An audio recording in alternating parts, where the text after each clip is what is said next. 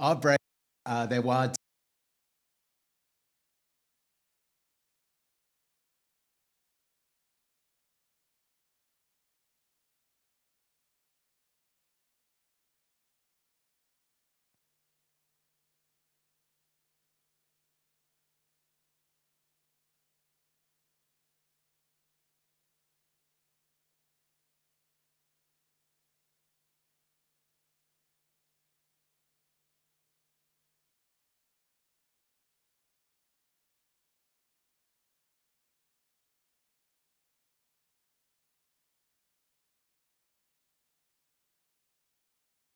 Minute. I'm trying to, it's quite hard with the lighting to see whether the projectionist is panicking.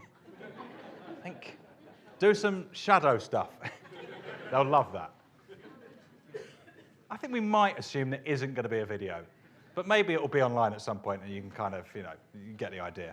So let's pretend that that hasn't happened. I've just come up and I've arrived on stage and very grandly I've said, hello! Good evening.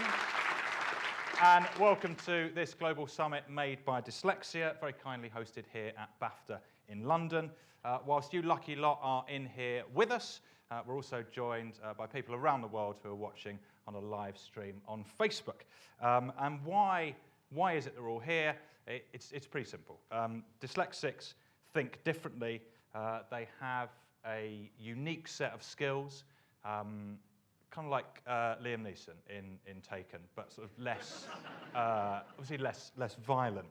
And these skills will be vitally important in our future workforce. We need to recognise the value of dyslexia, and we need to try and reach all dyslexics to help them reach their potential. We've got some fantastic panel discussions lined up with some wonderful guests. We're also in the presence of royalty. A very warm welcome to their Royal Highnesses Prince Carl Philip and Princess Sophia of Sweden. Here.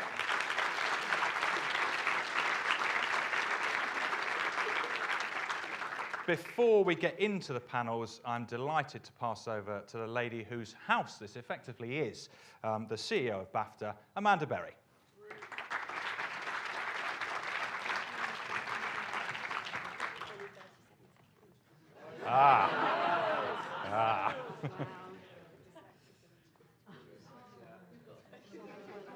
Can anyone lip read?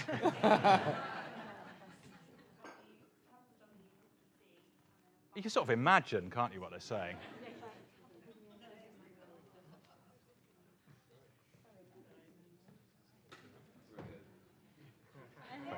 Amanda Berry, everyone!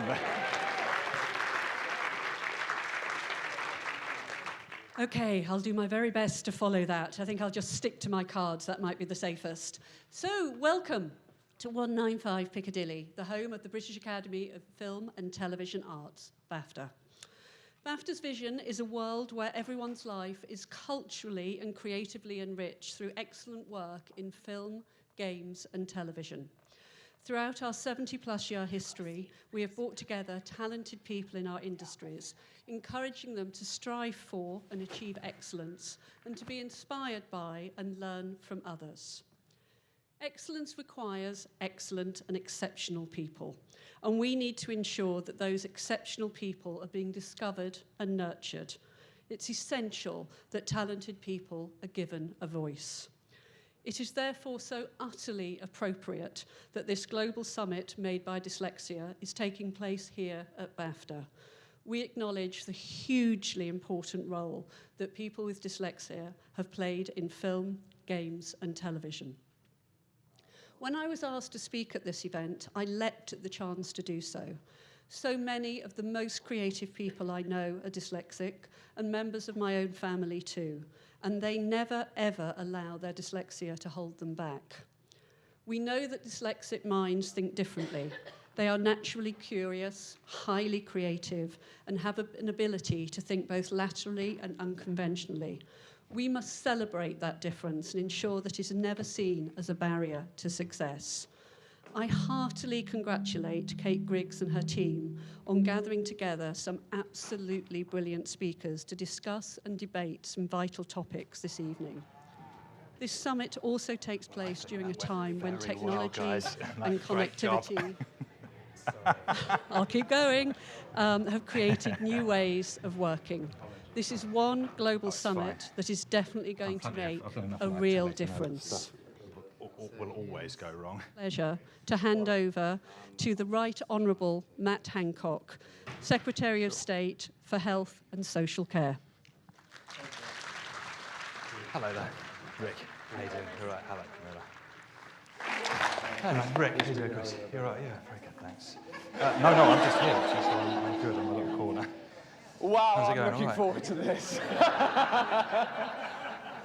I mean, in truth, I've been looking forward to this event for months, but boy, have you made it a joy. But I can tell you, whenever the IT video fails, didn't play for ages. whenever the IT fails, I'm always reminded. It always reminds me of a brilliant. Do you think if I just speak louder, we'll be okay? I'm always reminded of a brilliant moment when Bill Gates came and gave a presentation to all of the government MPs, about 300 odd of us, in the House of Commons, and he was using Microsoft PowerPoint, something he knows a little thing about, and his presentation crashed. So if you've ever had a problem with IT, at least you're not Bill Gates showing it on your own technology. Anyway, I've been looking forward to this for ages, and mainly because I want to say, my name's Matt Hancock. I'm proud to be the Secretary of State for Health and Social Care, a member of the Cabinet in the UK, and made by Dyslexia.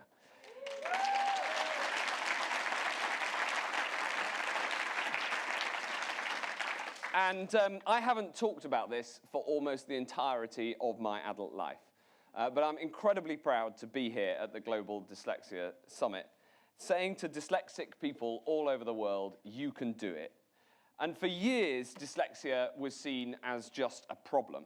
And sure, as all of us in this room know, it brings its challenges. For me, I find long words hard to spell. I find dense writing hard to read. I get frustrated when people use long words when short words will do.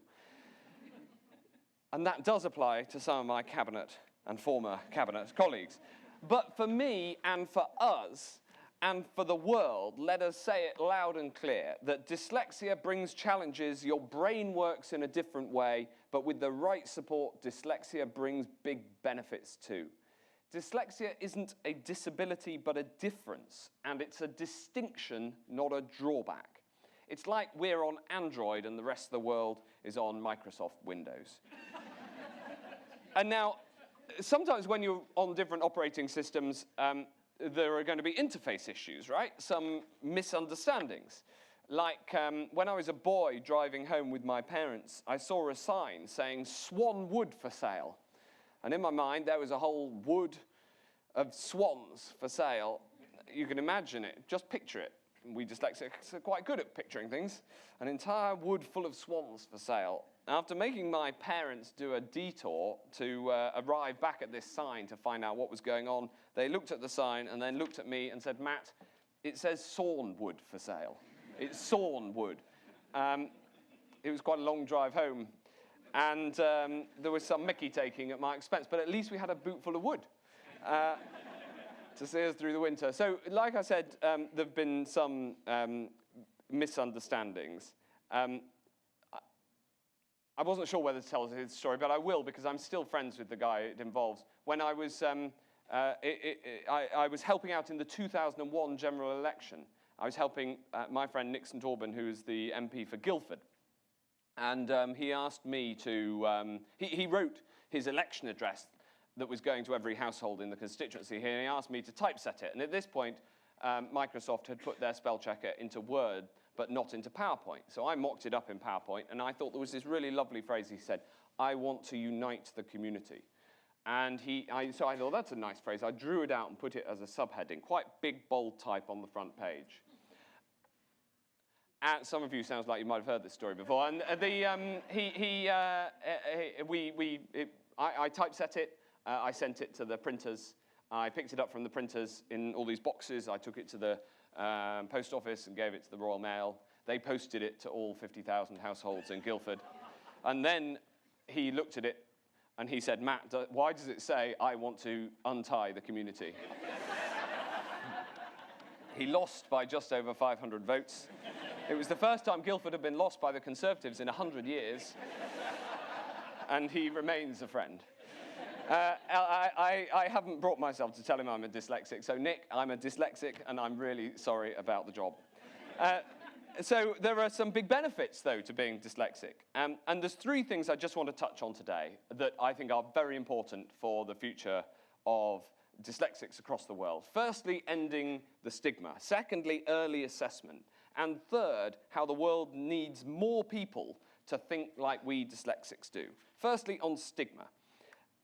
As I said, I recently went public, and I have been overwhelmed by the sheer outpouring of support. Texts, emails, messages from fellow dyslexics, other people with their own similar stories to tell, lots of parents, especially parents of youngsters who are struggling with dyslexia. Other MPs I had no idea were dyslexic. One other member of the cabinet, Brandon Lewis, also dyslexic. It turns out dyslexic ministers are like buses. You wait for ages for one to turn up, and then you get two along at once. It really shouldn't be, though, a surprise, because dyslexia affects 1 in 10 people. And when the skills the world increasingly needs of creativity and lateral thinking and empathy, these skills are more prevalent in dyslexics because we find written communication that much harder. Just put that into context. The same percentage of the population are dyslexic as are left-handed. Not the majority, sure, but certainly part of the mainstream. So why did it take so long for me to come out as a dyslexic? If I'm honest, it's in part because there was still a fear. A fear that old stereotypes about dyslexics would get dredged up, that we're lazy, that we're stupid, that we can't do things that come easily to other people. Now, these stereotypes have been proven to be lazy and stupid in themselves. Because there's nothing a dyslexic can't do, and in fact, there's many things that we do better. A dyslexic painted the Mona Lisa, the most famous painting in modern art, Western art. It says here Western art, I read it as modern art. There you go. Still getting me into trouble. A dyslexic invented the electric light bulb, ushering in a new age for mankind. A dyslexic discovered the theory of relativity and set a new definition for the word genius. Yet, Made by Dyslexia's research found that 9 out of 10 dyslexics said that they'd been made to feel angry, stupid, or embarrassed because they had dyslexia, and that is true for me too. And only 3% of the wider public believe dyslexia is a positive trait. This is unbelievable.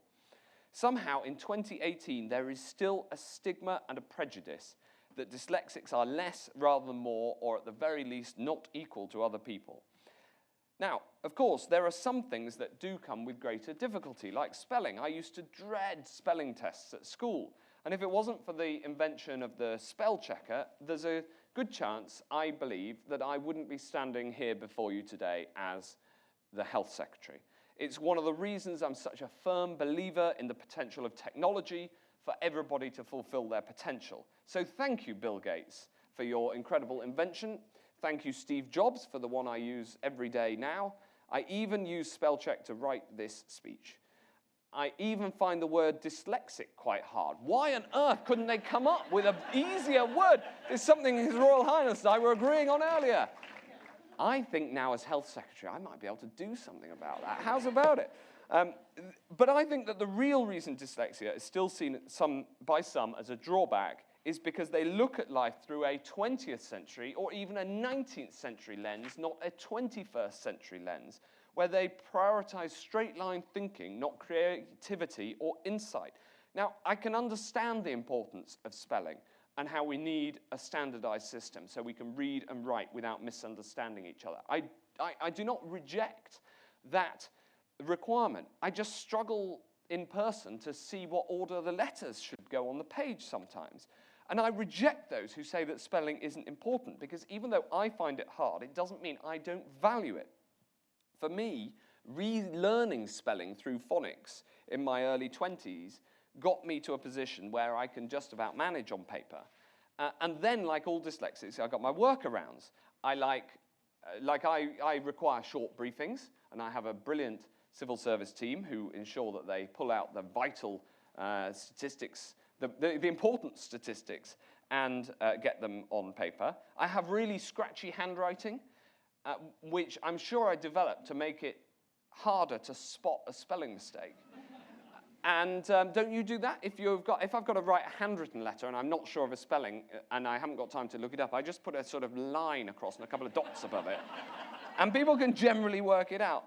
Wouldn't it be much easier, though, if instead of having to have so many of these workarounds, we could change mindsets in school and in colleges, in office and in workplaces. If a young child coming into school isn't made to feel inferior to his or her classmates simply because their brain is wired differently, because that's where the stigma starts. And the worst kind of stigma is the one that is then internalized, when you actually believe you're not capable, that you can't rather than can do something. Schools that are using phonics are starting to address this. Since the government introduced phonics screening checks in 2012, we've seen the number of 6-year-olds reaching the expected reading phonics standard to go from 58% to 82% this year. And I want to pay tribute, thanks, Mum, I want to pay tribute to the Department for Education for all the work that they've done. And they fund specialist resources for teacher training and new advanced online modules on dyslexia so we can enhance teachers' knowledge and understanding and skills. This is all welcome, and it's what the government's reforms in this area were designed to do. And I believe that education and health and public health and social care commissioners should work more closely together to deliver better for children and young people with different education needs, because I want to see every child taught according to their need. And this brings me to the second thing I want to briefly touch on, early assessment. Now, I discovered that I was dyslexic pretty late on. I was already at university. I'd made it through school by specializing in maths subjects. And then when a brilliant tutor saw that my ability to talk was rather different to my ability to write, he suggested I went and got myself tested. And that, for me, was my breakthrough moment. I retaught myself grammar and spelling from scratch on computer courses, and I was caught early enough.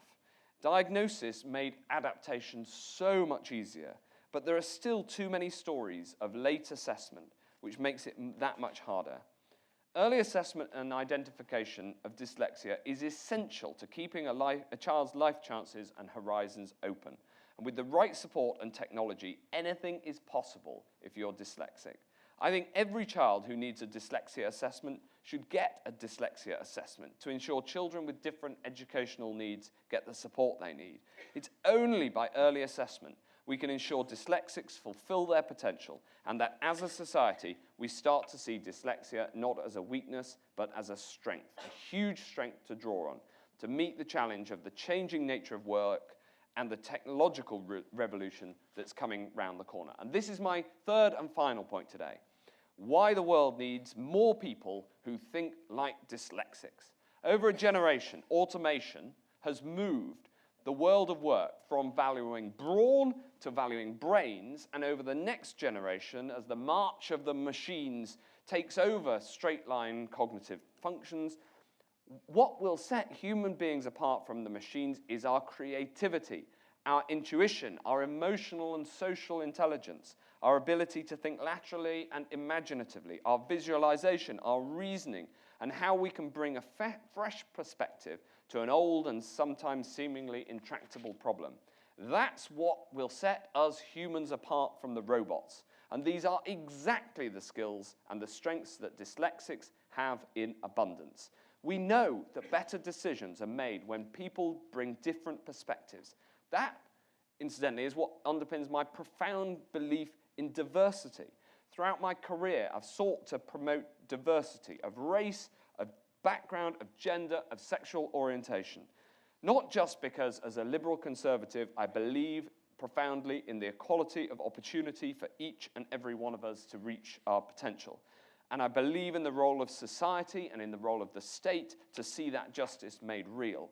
But more than that, I admire what Idris Elba calls the diversity of thought. Dyslexia, I couldn't even read the bloody word. Dyslexia is another dimension of diversity of thought. Dyslexia is another dimension of diversity of thought. And maybe because I'm dyslexic, that's why I feel so strongly about it. So rather than trying to get dyslexics to think like everyone else, we should value the diversity of thought that dyslexics bring. Imagination, creativity, neurodiverse dyslexic abilities are the skills of the future. And these strengths can help build a better society, better businesses, spark innovation, create new solutions. We may, in fact, hold the answer to some of the biggest challenges in education, in employment, and in wider society. So we shouldn't fear dyslexia or see it as a weakness. We should embrace it and see it as a strength. And if anybody ever tells you dyslexia is just a disability or a drawback, say no. It's a mark of distinction, a mark of difference, which has driven some of humanity's greatest ever achievements. And let us each say, loud and clear, I'm proud to be a dyslexic.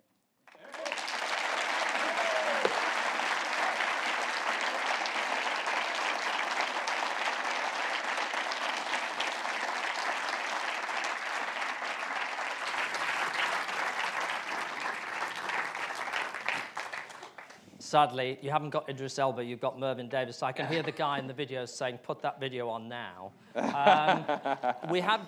Matt has got time for a couple of questions. Questions from the audience? Yep, we'll go over here. There is a microphone, but as soon as I say that, the video will come on.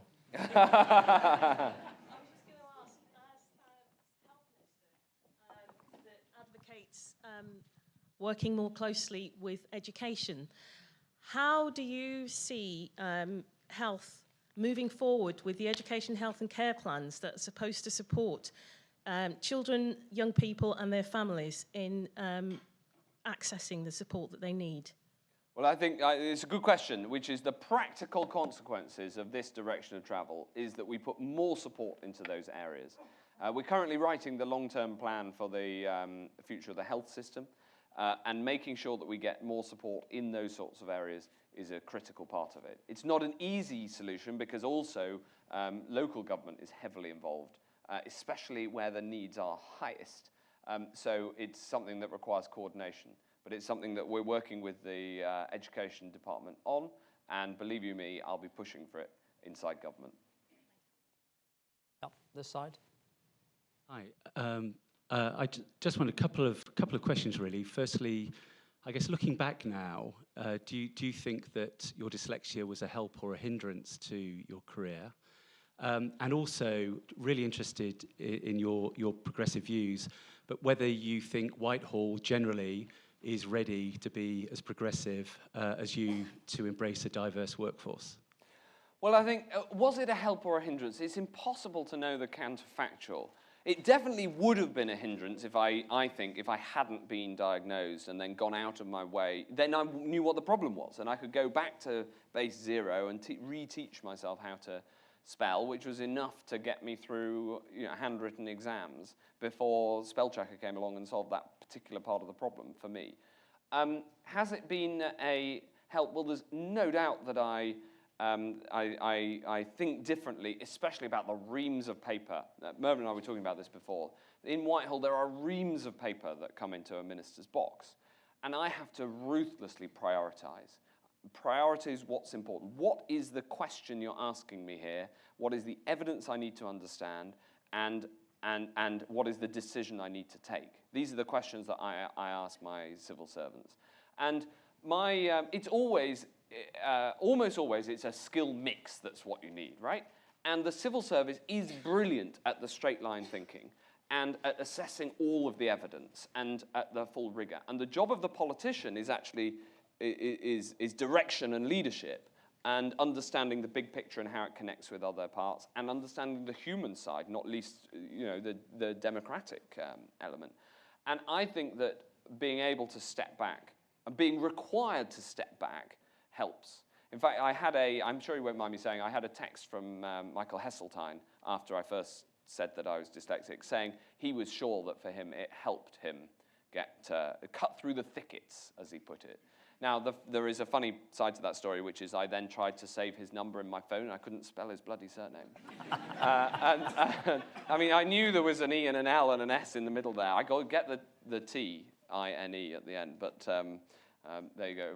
Can in I ask, practice. I'll take a couple of more questions at the back there, but when you look back on schooling, and the next panel is going to be about the workplace of today, but when you look back in your schooling, were you aware of the challenge you were having, or not really? Yeah, I was in primary school. I was terrible at spelling tests, and then at secondary school, I essentially just dropped essay-based and English subjects, and I got through on my maths, and that was fine, but it wasn't what I wanted to do. And you know, I was perfectly interested in maths and physics, but I went to Oxford to study PPE because I really wanted to get into to understand the humanities, which is where my interests really lie. And it was when I got there, as I said, that it got picked up. And after that,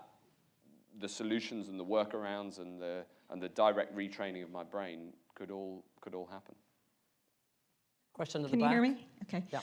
More a comment than a question. I just wanted to point out that dyslexia is a spectrum disorder. So you may have someone that's twice exceptional with a high IQ and has difficulty spelling, but you might also have a 6-year-old that knows 7 letters, an 8 or 9-year-old that has decode CVC words every time they see them, has difficulty with expressive, receptive, pragmatic language and word retrieval issues. So I just wanted to point out that a lot of kids it's a spectrum, and a lot of kids can struggle early significantly. Absolutely. So I know that, and it's interesting in thinking about how to talk about this, knowing that as a member of the cabinet, when I spoke about it, it was likely to be reported.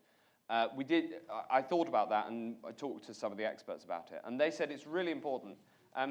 People who are dyslexic, we're just dyslexic, right? Of course there's a spectrum within that. But as soon as people start differentiating between serious and less serious dyslexia, then you essentially are starting to devalue it, especially at the boundary. So we're just dyslexic, right? And we're proud of it, and we're not trying to hide it anymore.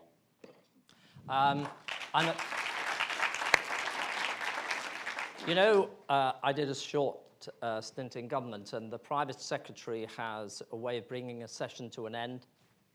I've had that signal. Maybe 2 more questions. 2 more, okay. This is the great thing about having. So we'll take 2 questions over here. Where's the?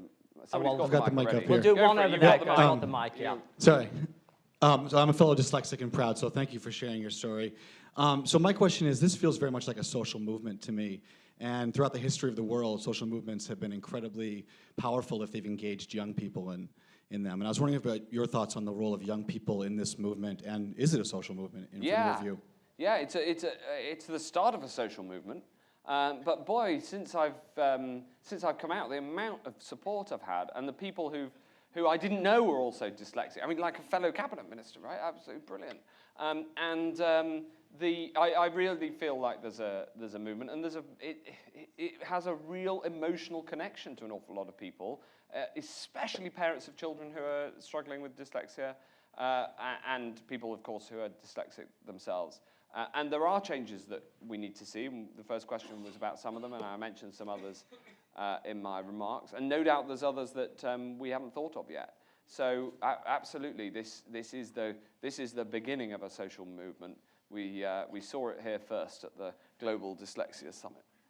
Last question. Let's go. Oh, go. You've got the microphone. You win. I support children who struggle at home, and I find that really helps them. They can talk to me about what it is that's affecting them at school. Invariably, they are dyslexic and they haven't been assessed. Is it something that could be considered at government, that children could be assessed around the age of 7, all children, and then the support is then immediately in place, rather than children get to 15, and in my experience of supporting parents, want to commit suicide, which I know is very strong, but that's my experience. And I think if we could assess them at 7, whether they are or not, and then support them, I think a lot of the stories that have been told this afternoon and in the past would be improved. Well, I think that this is a really good note to end on. Of course, I want to see everybody who is dyslexic to get that assessment. And I take the point that you make about ensuring everybody gets that chance. But there's something broader than that, which is that I know that I'm very lucky.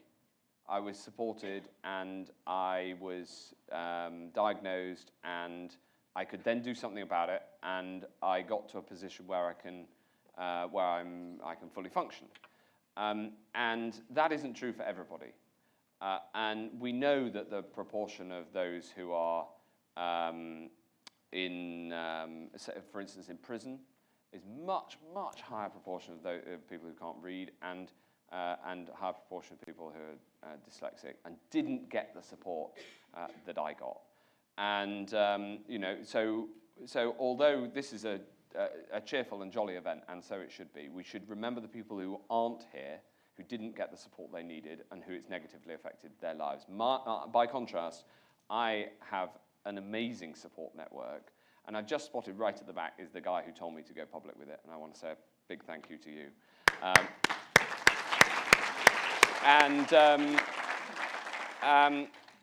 Who's a civil servant who I nervously disclosed my dyslexia to, saying you need to write shorter cover notes, and he said, well, I'm dyslexic too, and you should probably talk about this. So so I have this amazing support network that allows me to do my job, but it isn't available to everybody, and it hasn't been, and we must make sure that the people whose lives are don't turn out the way mine has, get the support they need to. Thank you very much indeed. It's been a real pleasure. Thank you. Wait, I'll just say, I think, as you describe a movement, but certainly we need role models, and I think you'd agree that Matt is a great role model and can be an enormous inspiration to many people. So thank you very much indeed. Thank you.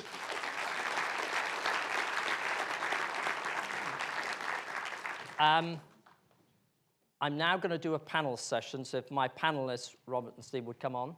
And now I have an apology to make. It's a huge one, given that I've been a campaigner for diversity. This is an all-male. So can we have a few boos? By the way, yeah, exactly. If anybody wants to join us to change it, more than welcome.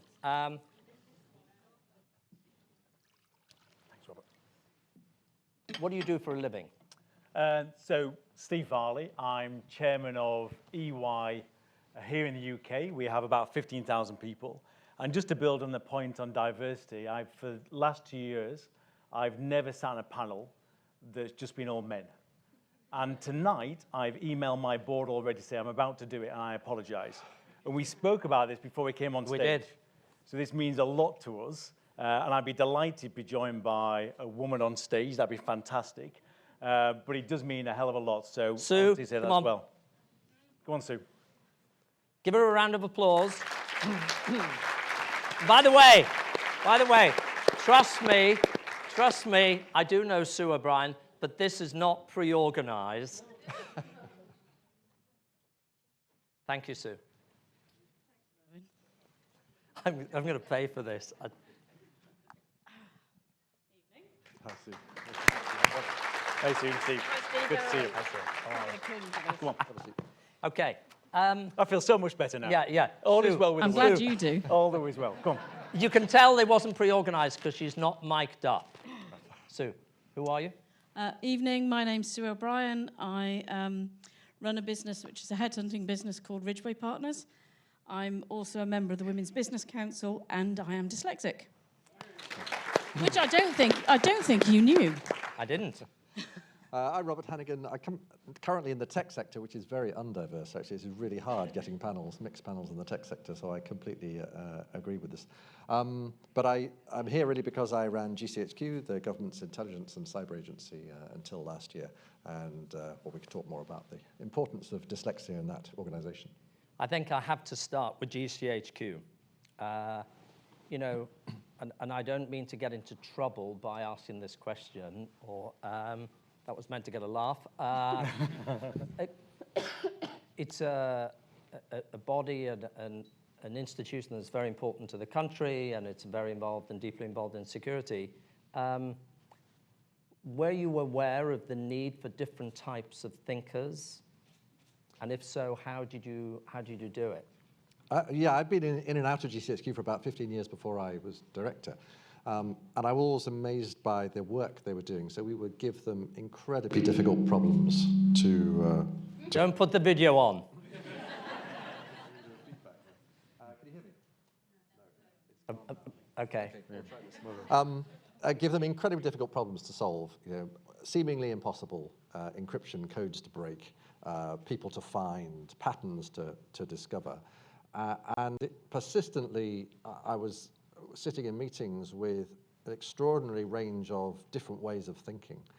And when I arrived in the organization sort of to direct it, it was just clear to me from a couple of brilliant people who were supporting, particularly our dyslexic staff, that we thought informally up to a quarter of our staff were neurodiverse in some way.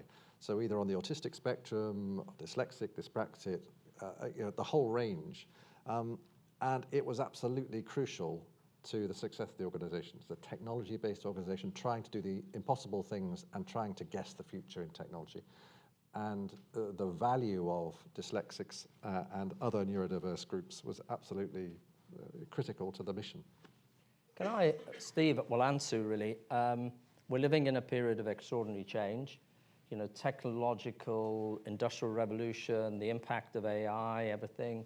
That ability to look at a problem from a different vantage point and look at things, very differently, as Robert has highlighted. Is that why EY did the report, and how did it come about? Because you do need people that are looking at things in a different way. Sure. Well, there's a lovely story, I think, behind the report. There's lots of things in an organization like EY that are top-down. A leader decides to do something and it happens. This really wasn't the case with this report and this contribution. For those of you that have got it in your goodie bags, if you turn to the back page, there's 3 people that are worth shouting out. Richard Addison, Claire Spores, and Ben Cook, all of which are here today. And Richard, Ben, and Claire took it upon themselves, with our commitment as a firm, our purpose is building a better working world, put it upon themselves to create a report where we talk about the values, the strengths that dyslexic individuals bring to an organization like EY. And we estimate, Rich and team estimate, that out of our 15,000 people, about 10% of the EY team have a form of dyslexia. Now, why is that important to me? Well, out of my 15,000 people, I've got lots that can do processes, step by step, lots that can write very long, maybe sometimes boring, but actually quite interesting reports. We do that a lot. What maybe I don't have as much out of are people that can do unbelievable breakthrough cognitive thinking.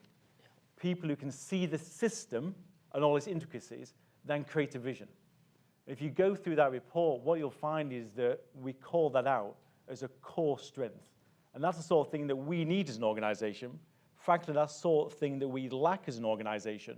So we went as far, Mervyn, as 3 years ago, we made some significant changes to our recruitment process to make sure that we were bringing into the organization people that had dyslexic strengths. And even so far, we can tell it's made a big difference. Sue, you're looking at talent on a continuous basis. Yeah, indeed. And I think that one of the things that is both a challenge and a strength, actually, is, if you look at what a lot of firms are wanting, and we work at sort of board level in the top of most organizations, it's leadership and EQ. So you've got agile thinking, all of these wonderful sort of consultancy type words that you hear all the time. If you look at someone who is dyslexic, it's highly likely that they will have had to have depended, as indeed I have all my career, on EQ. I have to observe, I have to watch, I have to interpret, I then have to try and find my strategies for coping and make sure that I can overcome those issues. And actually, if you think about it, an awful lot of people with dyslexia do exactly the same thing. They are actually the qualities that we're looking for now for businesses. It's have you got the EQ to spot the thing that someone else hasn't? There's a great guy that I've known for a while, a chap called Simon Gulliford. Simon is the most unbelievable marketing strategist I have ever come across. He looks at the world upside down. That's his version of how he describes it. And he has helped organizations that are numerous, very big, look at their customer proposition in a very, very different way, because he just sees things differently. He's dyslexic, he's proud of it, he uses it and works on it constantly. And I think as headhunters and as recruiters and provider of talent to business, we have to look at the whole skill set. That can sometimes get taken out by some assessments. So I think, the growth of assessments should be agile thinking that we're looking for, as opposed to the standard, what is someone's literacy? You shouldn't be using that anymore. Well, if I may ask the question of all of you, I did not know I was dyslexic until my 30s, when I did what in those days was more of a, today we would call it a psychometric test at Harvard, and did the psychometric test, and they said, you need to come back for a session, you need to do it again. Something went wrong with the test. I did it again, and then suddenly I find I'm in the room with 3 people who are saying, part of the test, it was outstanding. The other part, there's something wrong with you. And I think that it was then suddenly an awakening. I think that there's a real flaw in the graduate intake system today, in a lot of multinationals and corporates, because it's all based on a psychometric test that I don't believe is suitable for a lot of dyslexics. Comment. Yeah, I think we're still on a journey in this area. I mentioned the changes we made 3 years ago. So now if you want to apply to EY, and I hope all of you do, in a way, we recruit over 1,200 young people every year and 2,500 altogether. So we're desperately short of talent. So if any of you want to apply, go look at the website. It's an easy thing to do. But the changes we made, including taking away disclosure of your academic qualifications. Yeah. Now, why would we do that? Well, actually, we're looking for a set of skills that are not defined by your academic qualifications. I'll go back to the scarce skills we want are people that can create vision, look at a complex problem, see the breakthrough idea. And as Matt said on stage, with where AI is going and robotics in a moment, the skills that are more commonplace are actually going to be replaced by the 4th Industrial Revolution. Yeah. So we've been working really hard, but it's still a journey, still much for us to do, to try and work out how do we get hold of the special people that really make an organization extraordinary. Yeah, I mean, I completely agree, and we can be very traditional in big organizations, especially civil service. GCHQ was lucky because we'd always valued those people who, in your terms, were sort of failing in that area. We saw them as actually part of the real core. But the system in general favors process-based, text-based selection, and that obviously just doesn't work for dyslexics. I'm now in the private sector run a cybersecurity company called Blue Voyant, and all of us in cyber are struggling with talent skills. We really don't care whether people can spell or what academic qualifications they have. It's the ability to solve problems, to have emotional intelligence, to do leadership. They're things that really traditional processes are not testing. So we have to throw some of that out, I think. And I felt guilty listening to Matt, actually, because for 20 years I was a civil servant producing many of those long text documents and sticking them in red boxes. And actually, the person who's here, I think I saw Andy Pike earlier, he's now at number 10, but he recruited him as Director of Communications in GCHQ, really to kind of bring GCHQ out of the shadows, and did a lot of that stuff you may have seen around puzzles and humanizing the organization, if you like. Who's a dyslexic Director of Communications. The whole system is based around communications people who can absorb huge amounts of text and very quickly respond to it. And he said to me, I think on day one, there's no point firing me all this stuff, half an hour before the meeting. Put it slightly more bluntly than that, actually. But it's a really good challenge. And as Matt says, it leads to better results because it puts a discipline on people to actually say what needs to be said rather than swamping them with text. But actually what you get is an amazing sort of strategic mind and a creativity and innovation that you cannot get from process-based thought. Could I just move to the audience? And we've got Ben and Georgia. Where are you? You may, I'm hoping you haven't disappeared. Two 16-year-olds, they are pre-warned, so we're not dropping them in it. But I think the question for you, and hopefully there's a microphone on its way to you. You've got it. Okay. Two 16-year-olds who are going through the challenges of schooling and exams. Just talk us through just the highlights of some of the challenges you both have. Maybe start with Georgia. You've got the microphone. And give them both a round of applause in advance.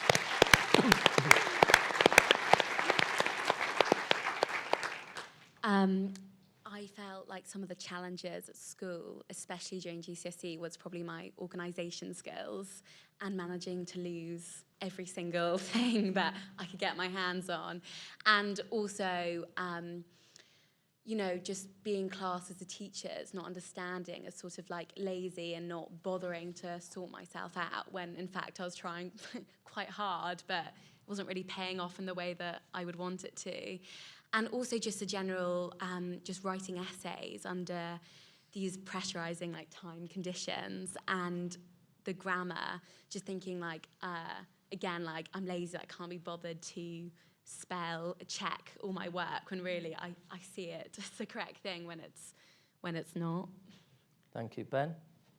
The challenges I faced mainly were during the classroom keeping up. So things like the whiteboard, sometimes I wouldn't get everything down, and that would then collateral damage in the future. I wouldn't have all the notes, then I wouldn't be prepared. So yeah. So I'll come back to you in a sec, but I suppose the question for starting with you, Steve, is how can we help kids today and the new generation? What can big corporates, institutions, what can we do? Is it through media pressure? What is it? What can we do to make it easier, the journey? Sure. If you look at the report, there are 3 recommendations that we make. 2 of those I could sum up as move to a strengths-based culture. So the phrase I used with Mervyn earlier on is you don't recruit Superwoman and then tell her every day she's no good with kryptonite. That's not the thing to do. You praise someone for the strengths they have, and you admire them because you recruited them to be part of a team for which their differences made that team excel. So I think first part of it, as the report says, is let's talk about the strengths that people have. And then the second is having more events like this. And maybe next time we have an event like this, what we can also do is invite our colleagues that are not dyslexic so they can go on the journey with us. The ability to create a language that enables us all to talk about the strengths of dyslexics. I think getting that out into the open, I think Matt's movement has been a watershed for the way that many people think about dyslexia. A member of the cabinet, 2 members of the cabinet. So I think wrapping together both of those ideas, one is move into a strength-based culture where you talk up what people are able to do, not point out the flaws they have. Then also creating an environment, a broader environment where we have the language and inclusive with our other colleagues so we can all work together on this agenda. Those would be 2 ideas. Yeah.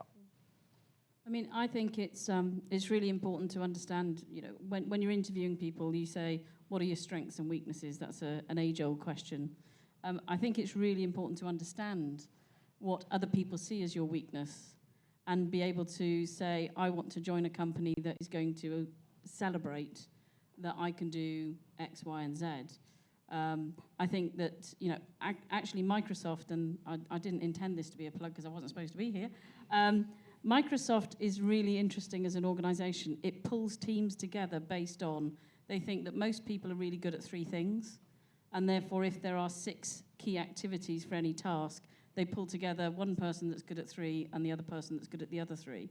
And I think that, as a culture, is about making sure that the team is successful and that everyone that's contributing to it knows that they're really focusing on their top 3 things.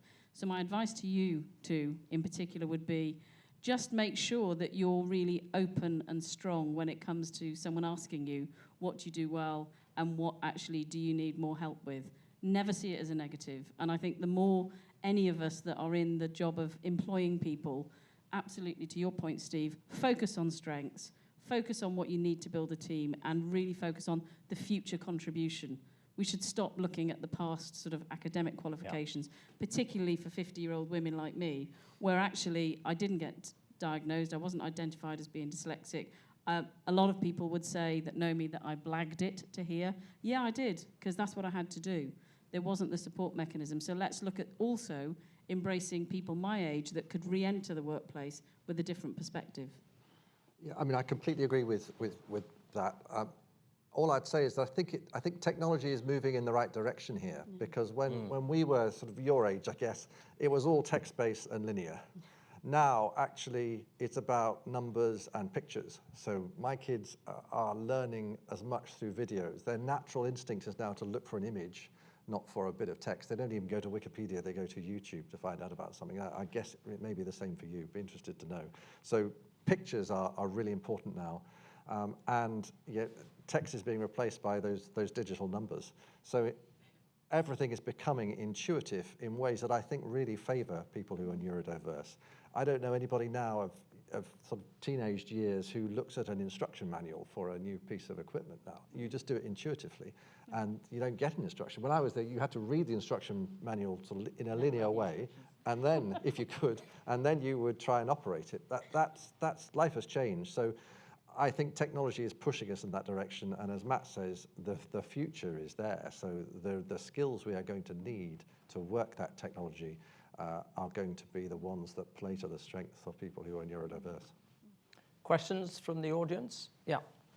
So I'm sitting here thinking about two major issues. One is colleges of education, and they don't get what you're talking about. It's not happening. The other is how do we monetize this in a way that people in your roles that don't have dyslexic experiences can speak to those that are teaching our kids about the need for this? Because unless the colleges of education, and I'm from the States, right, see what you see the way many of us in this audience see it, they're going to keep brutalizing our children, right? So you are in positions of power, and money is important. So can we merge the two and wake up those that need to teach our kids? Great. I totally agree. I think we should. And in fact, sorry, I'm going to point you out. I met somebody on the way in here who is a professor at Imperial who is dyslexic and fights that cause every day in terms of getting a better understanding and a better opportunity. I think the movement, as I think we've seen this evening, it's now. We need to move forward from here and actually start talking about this more. I, for one, I'm going to talk about this every day for the next God knows how many years, because I've never said it publicly before, and I'm delighted that I have, however impromptu tonight, and I will make it part of my mentor going forward.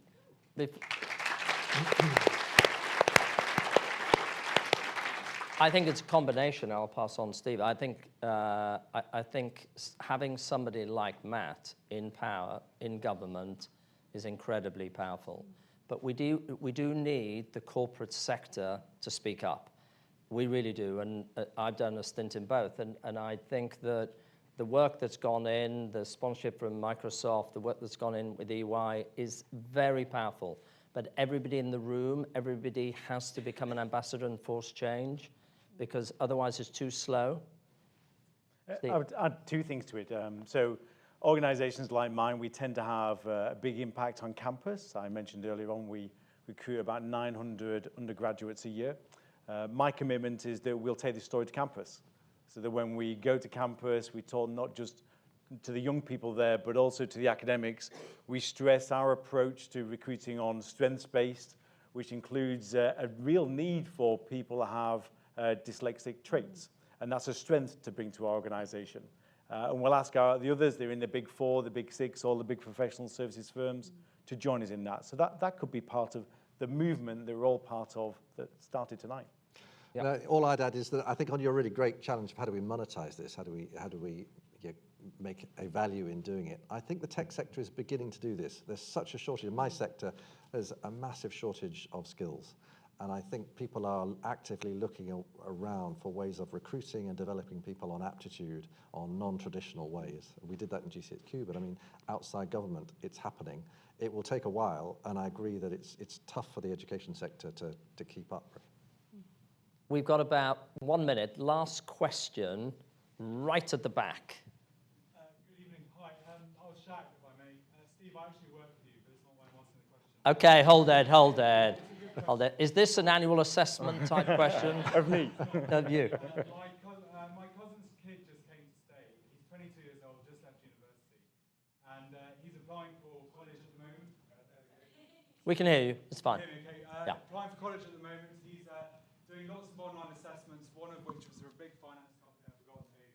And he had an hour's worth of assessment, 4 hours worth of 4 assessments. And at the end, he got a very detailed report on how he did and he failed. And in the report, it said, to pass, you have to be average across all 4 criteria. And that immediately, I was sitting there going, well, that is wrong. I'm very proud of probably being dyslexic. My son's dyslexic. Between my wife and I, we have all traits between us, so we probably are. Anyway, I just wondered as a headhunter, that seemed totally wrong to me, and they're immediately taking out 10% of the population. Yeah. Quick comment from all three of you on that.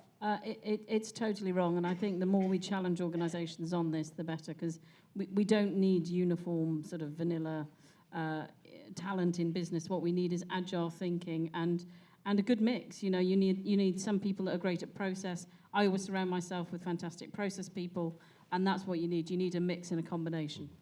Yeah, I completely agree. It does need leaders, I think, to reach down into their HR processes and departments and actually take some risks and empower other people to take some risks, because it does mean doing some unconventional things, and individuals have to lead that, I think. And in the way you frame that with they're looking for the average, I say you look for the average, you get the average. Our job is to get the extraordinary. That's what we're trying to build a firm on. Good point. I think if there are any human resources, personnel, people, directors watching this, we've got one message for you.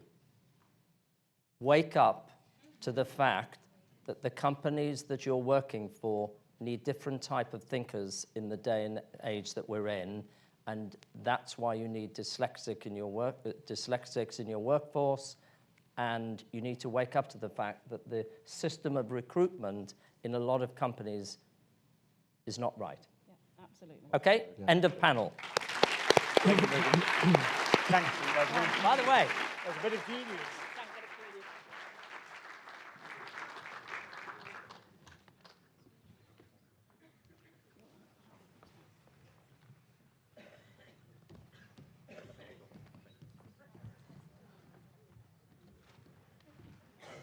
Thanks very much again to our wonderful panel. One last round of applause, please.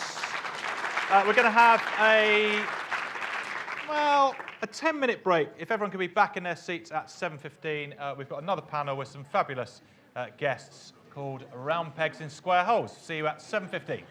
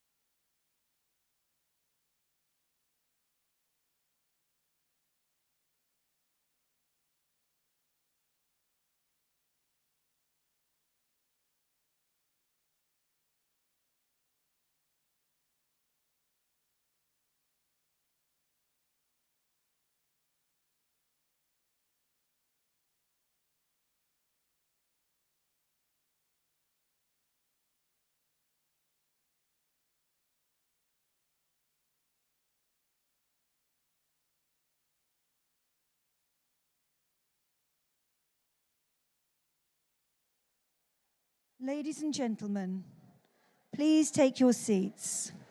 We are about to start our session, Round Pegs in Square Holes. Thank you very much. Please take your seats.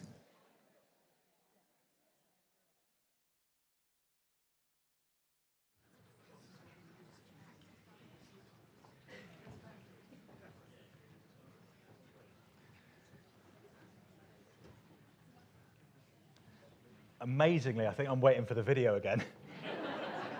We're going to get there. If you're dyslexic, it's kind of your superpower. It's like the way that you think. Our brains, they're wired to, I think, process information differently. It's just the way that you see the world. I don't think people do think the way I think. And we're curious, we're creative. The way I see the world might be different from somebody else.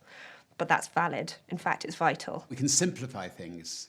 We see the big picture. The imagination, the storytelling, the communication, the empathy, all these positives. Dyslexic minds have exactly the skills we need for the workforce of today, and of course for the workforce of tomorrow. Welcome back. Yes, I think so. I do think so. Hope you had a nice little break. This next session is entitled Round Pegs in Square Holes, and I'm delighted to be joined by 4 round pegs now. Give it up for Soho House founder Nick Jones. Up you come, Nick. Space scientist Maggie Aderin-Pocock. Celebrated interior designer Kelly Hoppen. And international rugby legend Chris Robshaw. Hey, Maggie. All right. Kelly. Come on, Chris, don't milk it, mate. Now, I think if you saw these 4 in a picture, in like a picture round on a panel show, and you were asked to come up with the link, I think you'd struggle to come up with anything beyond very successful at what they do. And what you might not think is they all have dyslexia.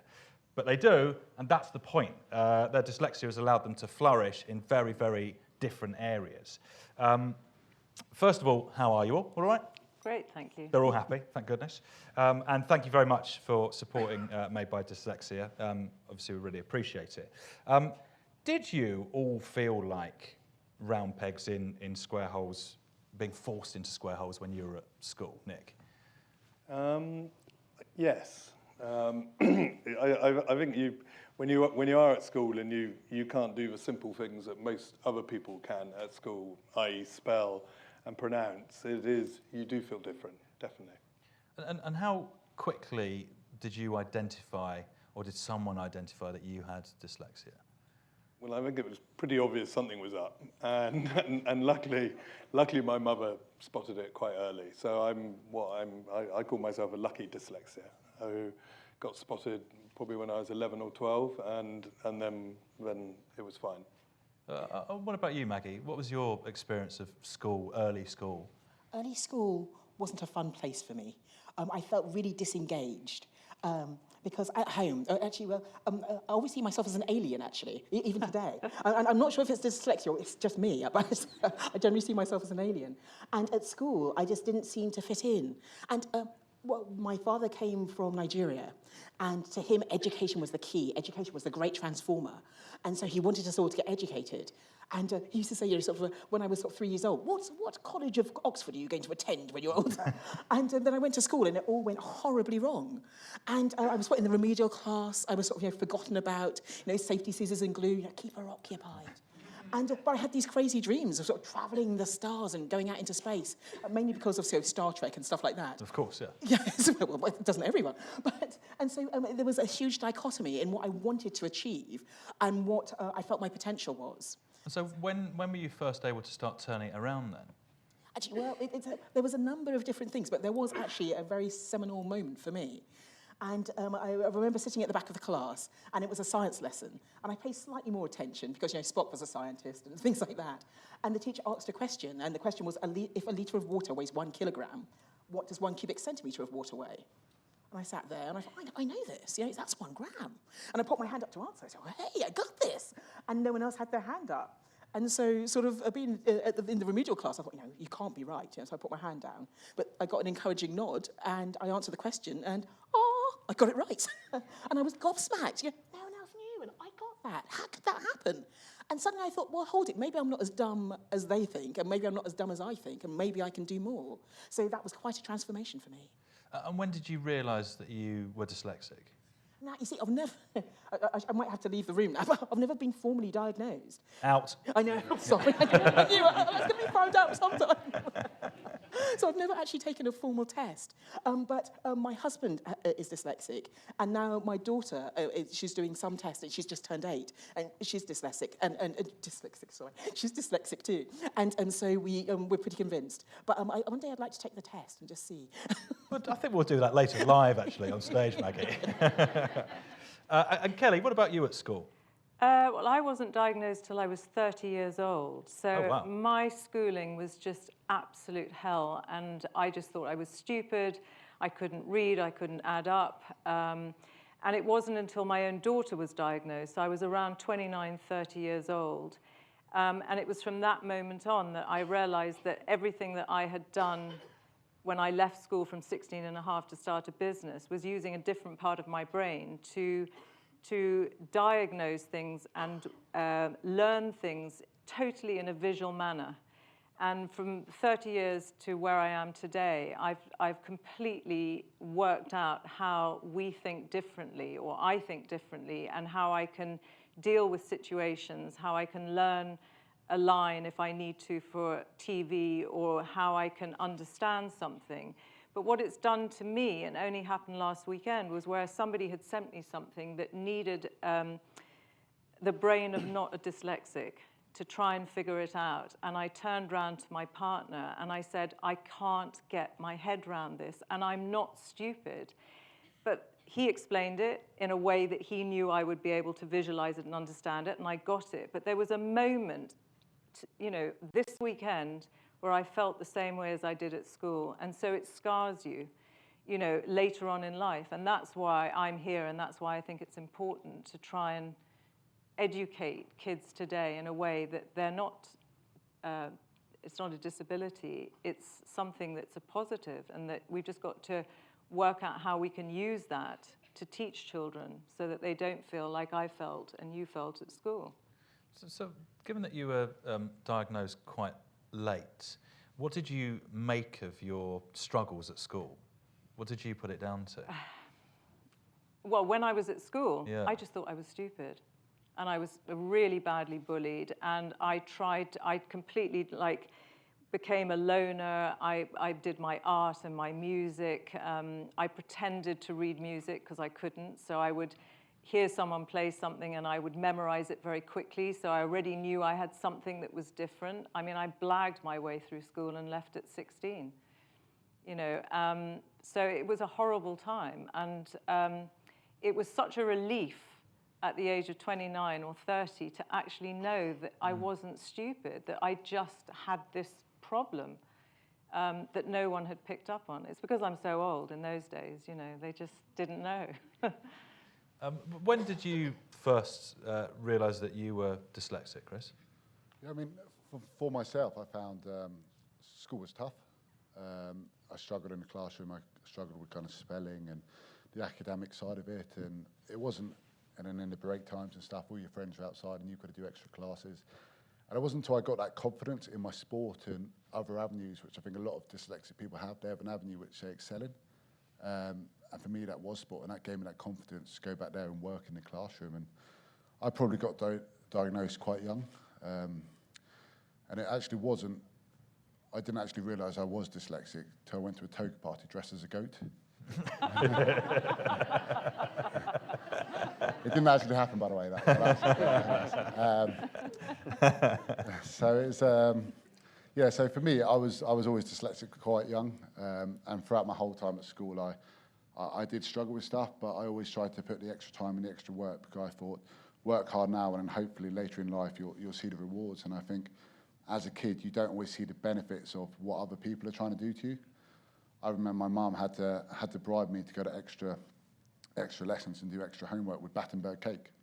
It's the only thing I would go for. I had a massive sweet tooth as a kid. And that's why you're such a unit. Well, yeah. And the old waistline suffers a bit. So for me, yeah, I'm so appreciative of all the hard work my teachers and parents and whatever else put in. At the time, I hated it and stuff, but now, later in life, I see the benefits so much. Were there times when you were almost embarrassed of your dyslexia? Yeah, very much so. I remember kind of guys, and we spoke about kind of a bit of bullying and stuff here, that people would kind of just shout kind of words at you to spell and stuff like that, which would sometimes, in your mind, you'd be like, oh God, am I getting this right? And even today, there'll be times in a team meeting or whatever, and I'll still be a bit nervous about writing on the board. But I remember as a child that you'd all have an exercise and you'd have a book to read, and you'd all have a sentence, and every time a sentence came, the next person would stand up, and then you would stand up and it would go round. And I used to hate that. That used to be one of my biggest fears. And now to come to a place like this and speak, or to go and talk from an auto cue in front of 1,000 people is something which you love doing now. And I think back to myself as a child, and I would have feared that. And it's amazing putting that time in to see where you can get to has been valuable for me. But was there a particular person in your life, Nick, who really helped you on your kind of journey? Well, discovering my dyslexia or yeah, and then helping you with it. Well, my mother, as I said earlier, discovered, was very much behind sort of making sure I was diagnosed and got the help that I needed. But really, I didn't really have many options. I mean, when you are at school and you really find it very difficult to spell and pronounce things, I remember going to see my careers master at school, and whose name was Dick Whittington. And I sort of remember that, even though it was a long time ago. And he said, "God, I don't know what you can do." I mean, he was really sort of scrambling around, and he said, "Did he not say just get a knapsack and go to London?" What? Get a knapsack, go to London. And he said, "Well, you've got to go into catering," and catering was I don't know, years ago. I mean, this was 35 years ago, so it was the industry no one was going into. It was really not a desirable industry. But I always wanted to do that because I just felt that I could see that people always wanted to have a good time. I loved giving people a good time, so it seemed obvious, and there wasn't going to be much competition because no one else wanted to go into catering. So it seemed quite a logical place to go into. And how quickly did you realise that your dyslexia was going to be, or could be, an asset to you? I don't think I realised that very quickly. I spent a lot of time trying to avoid the things I couldn't do. I write. I mean, I really can't write. I can't spell. So I spend a lot of time avoiding that. And I think maybe only recently, since I've created something that I saw that it was beneficial in other ways. I did see things differently from other people. I couldn't understand how people were going one route when I thought it was obvious that you should go another route. I constantly saw things in a different sort of way, but I didn't sort of acknowledge at that point, well, this is a benefit of being dyslexic. And so I think more recently I realised that. And you're nodding away there, Maggie. Did that point resonate with you about just seeing paths that other people don't see? Yes, because I think I'm a space scientist, but I think I'm a fairly unconventional scientist. But dyslexia has steered my scientific career. I think when I was young, I wanted to be, of course, the next Einstein. I wanted to sit there, with a pipe going, oh, yes, thinking deep thoughts and writing huge amounts of maths. And as I went through university, I realised that probably wasn't going to be me. And so I steered myself into sort of more practical things. So I'm really interested in everything out there. And so I started grinding and polishing my own telescope mirror.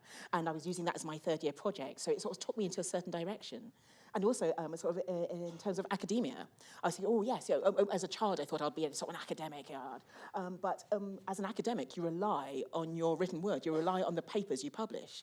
And I realised sort of quite early on that I shouldn't do that because my written word just isn't strong enough to support the career that I wanted. So I went and sort of worked in industry. So, but it's funny because I went and worked in industry and I went into the space industry because this was my dream. I always wanted to work, building instrumentation that went out there and, discovered what was going on out in the universe. And what I hadn't realised is the space industry is weighed down with the amount of paperwork we generate. And so I worked as a space scientist for many years, but it was like a sort of an avoidance program. You need to write a report, Maggie. Yeah, right. I'll get one of my team to do it. And so it was trying to find ways of surviving in the space industry, but with that burden of the paperwork. But then when my daughter was born, 8 years ago, I decided that what I really love doing is telling people about science. And so I started doing more science communication, going out to schools, but especially the kids, because I was always looking for the kid that was just like me, sitting at the back of the class, sort of totally disengaged, because I could tell them something about, aliens in space, or, the size of the universe, or just something to hook their imaginations. And I have had people come up to me since then saying, just the other day, actually, a girl came up to me and said, you came and gave a lecture at my school, and now I'm a scientist. And my gut reaction is, oh my goodness, what have I done? But generally speaking, it is fantastic to have that sort of influence. But I think that is the dyslexia. And one of the things I find quite complex, is it me or is it the dyslexia? And looking at the report issued by EY, I keep thinking, oh my goodness, that's probably the dyslexia. And I do this, and that's probably the dyslexia. So I think I'm discovering more and more how the dyslexia is a real asset in my life. Jamie Oliver said that he thinks children with dyslexia are lucky.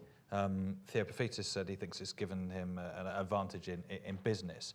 Would you agree with both of those things, Kelly? Yes, I would, but I think, I think because so much is being talked about it now, I don't know about everyone else, but you kind of go back into your life and you look at all the things that have happened and you realize that actually it's been a benefit. For me, I can visualize an empty room, full finished, with the flowers in the vases. I can move things around in my head, and I just thought that everyone could do that. And you look at all the different things, but more than that, my partner's daughter is very dyslexic and special needs.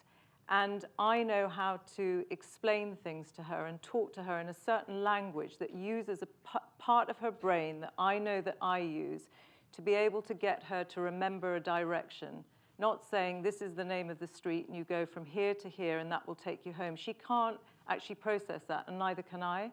And so I think that I've learned now that this part of my brain that I know that I've, over the years, through fear, have found and worked out. I was doing it all along, but it's only now. Does any of this make sense to anybody? Please say yes. A lot of people nodding. It's only now that I realize that all the things that I've been doing that have made me the person I am today and the business that I have today, and I probably couldn't have done that if I'd been a straight A student in maths, and the fact that I can't write, you can't write, spell, whatever. The other empowering thing that I think that's happened to me in the last 15, 20 years is I tell people, don't give me a spreadsheet because it means nothing to me. And they all look at you in like amazement. And I go, no, no, no, just explain. I can't read that.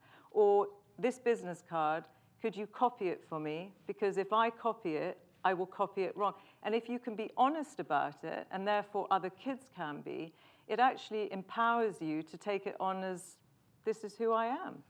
And knowing what we now know about dyslexia, how then can we help people, kids specifically, I suppose, and effectively, I guess, like tap them as a valuable resource? What more can we be doing? Well, again, there's a young guy that works for me who's an incredible product designer, but it was really frustrating for me because he could never produce a document, but his drawings were extraordinary. And it suddenly dawned upon me, I was like looking at myself.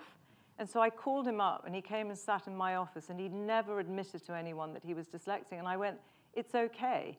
You draw everything. We'll find someone to do your spreadsheets. And I suddenly realized that actually I hadn't been the greatest boss over 41 years because I hadn't acknowledged that. So I think in the workplace it needs to be acknowledged.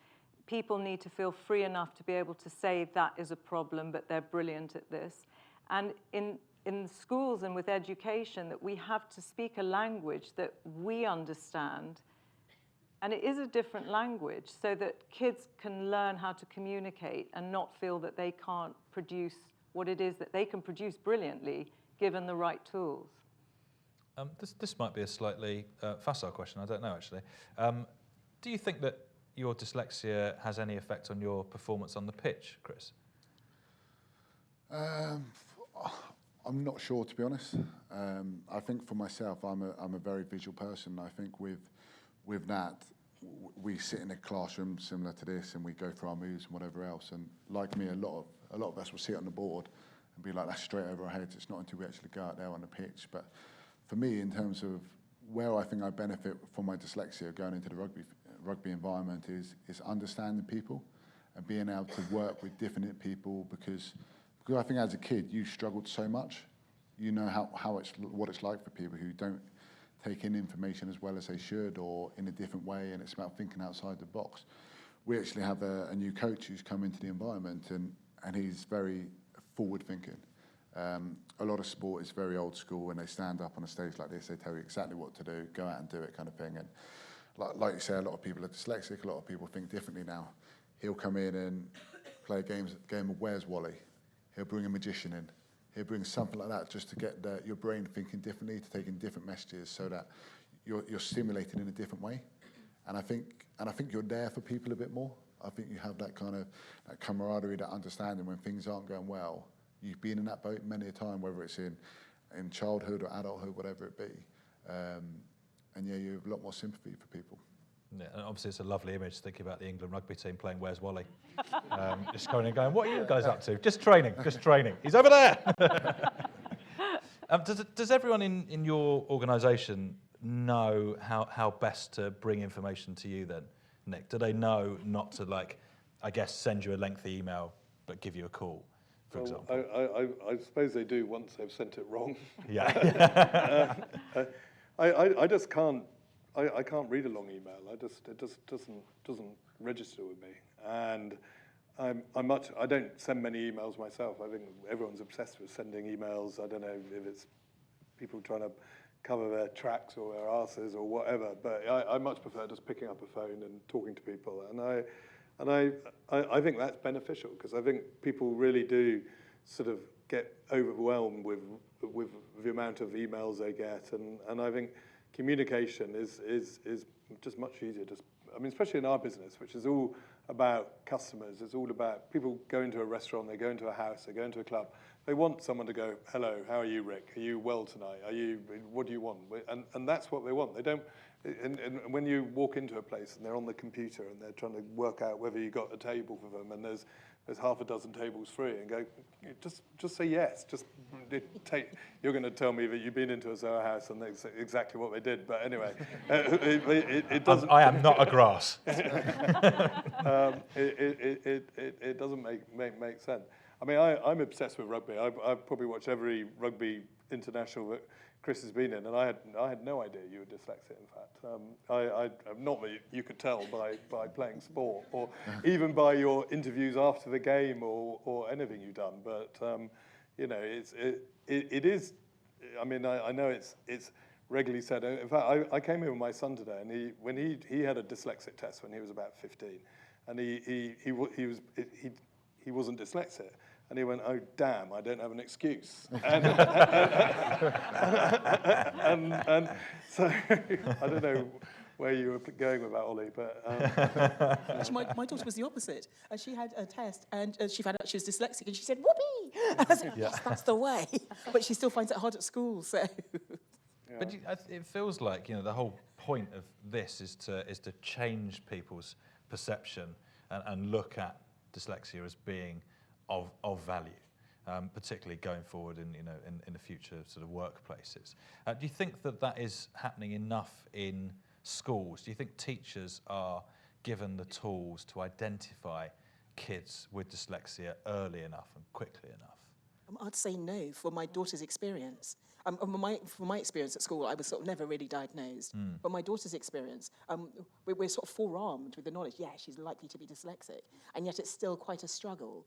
And I think the teachers at her school are wonderful. They mark her on her creativity. So she tells a story, and her grammar is, she's got this wonderful rule. I call it her... Laurie's random capitals, because she doesn't know how to do B's or D's. So if she doesn't mean capitals, then it's okay. So these capitals appear in the middle of sentences. And so she's really creative in how she handles it. And the staff are supportive, but yet she still feels disadvantaged.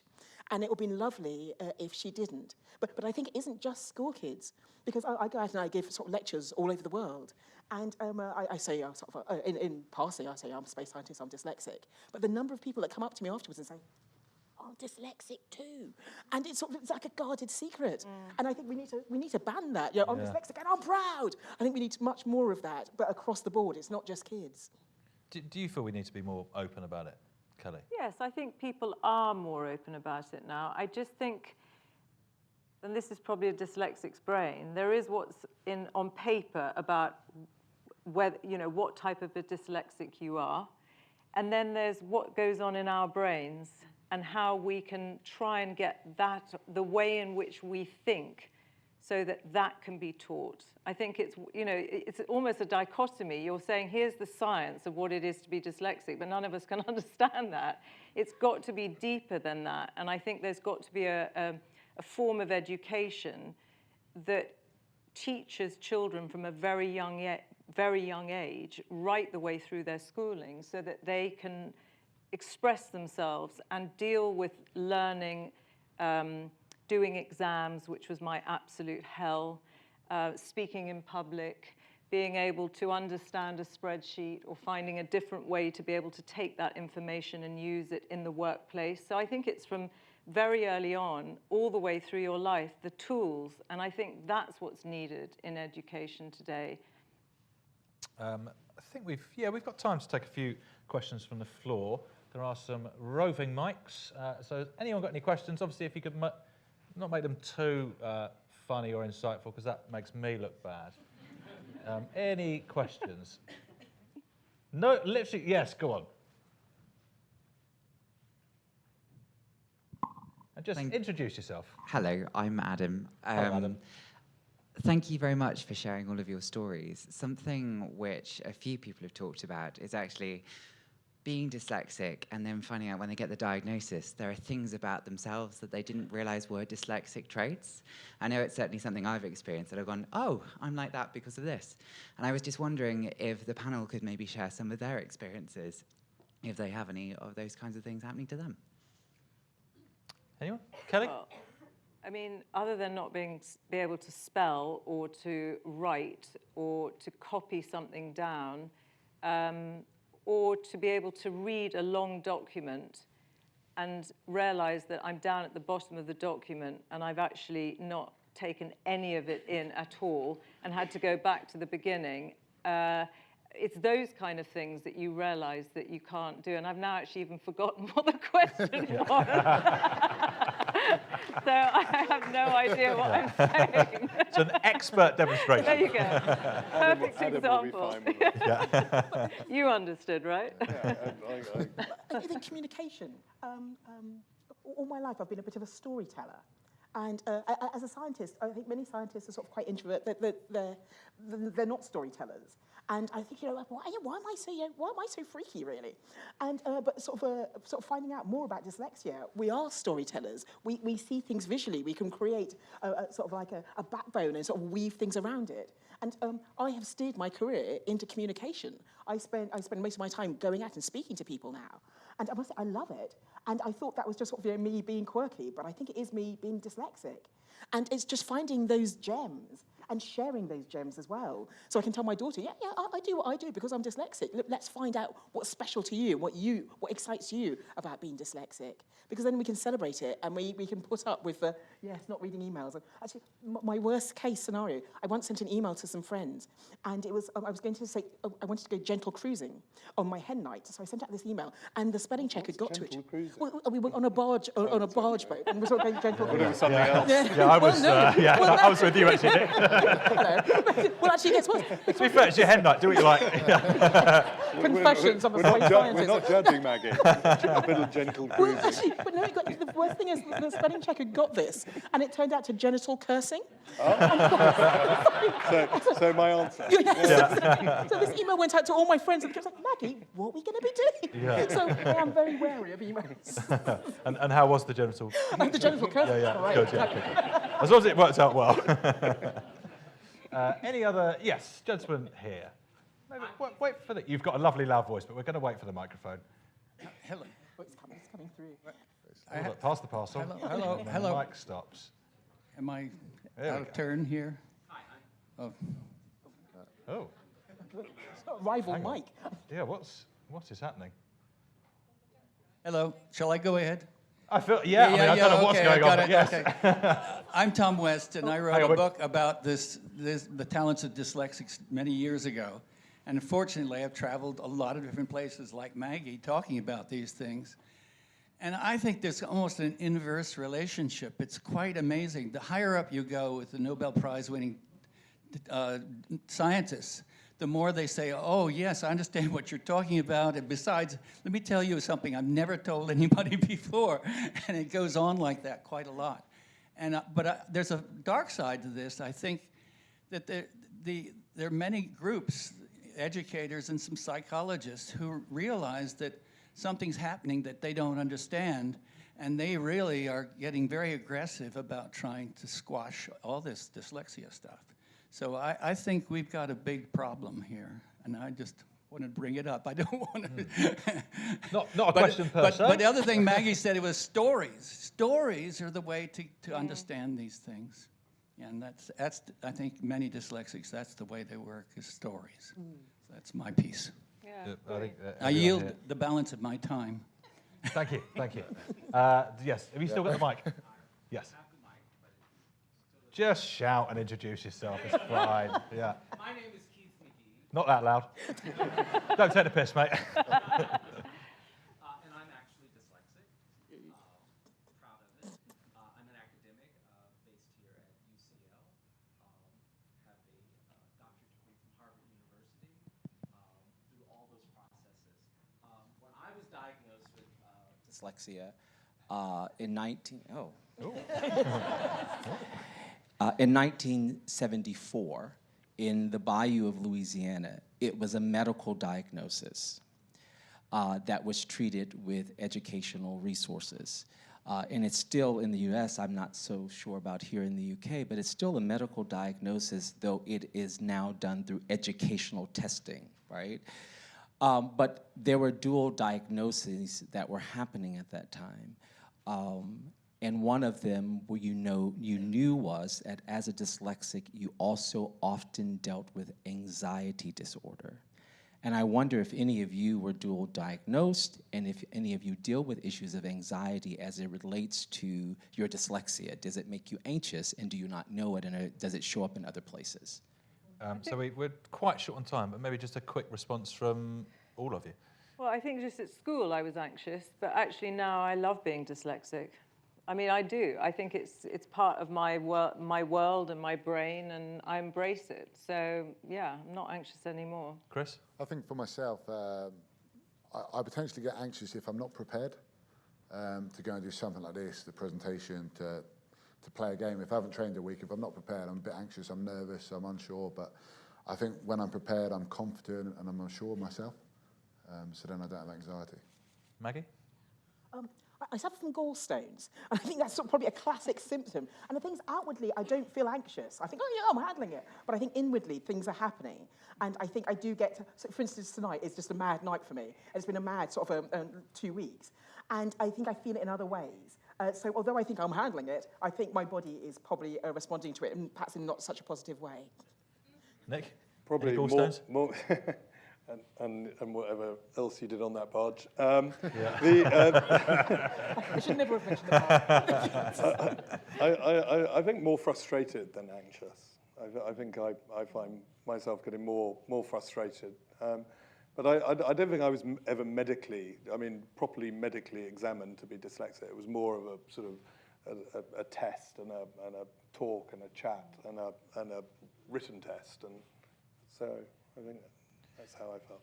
We're going to have to wrap it up there. Please give it up for our round pegs, though. Nick, Maggie, Kelly, and Chris. Quick break. Very quick break, actually. If you're back in your seats by 8, that would be ideal. We'll have another great panel focusing on education, a very special announcement, and, technology permitting, who knows, a live link up with Richard Branson. See you shortly.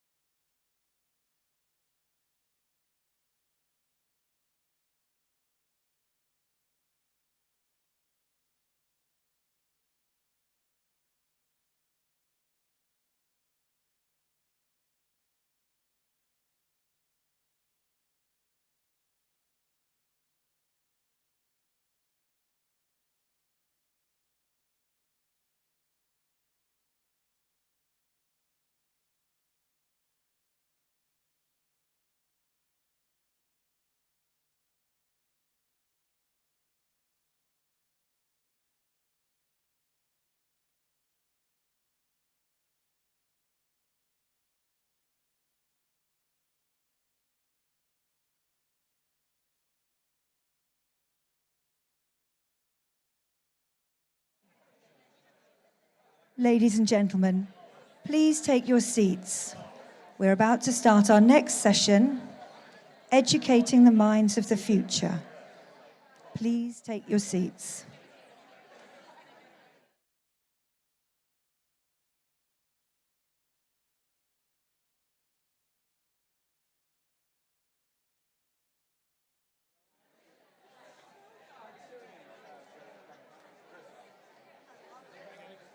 Ladies and gentlemen, we're about to start our next session, Educating the Minds of the Future.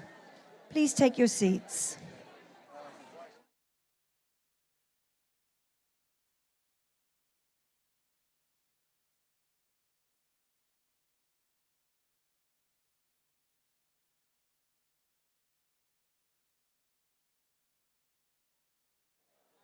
Ladies and gentlemen, we're about to start our next session. Please take your seats.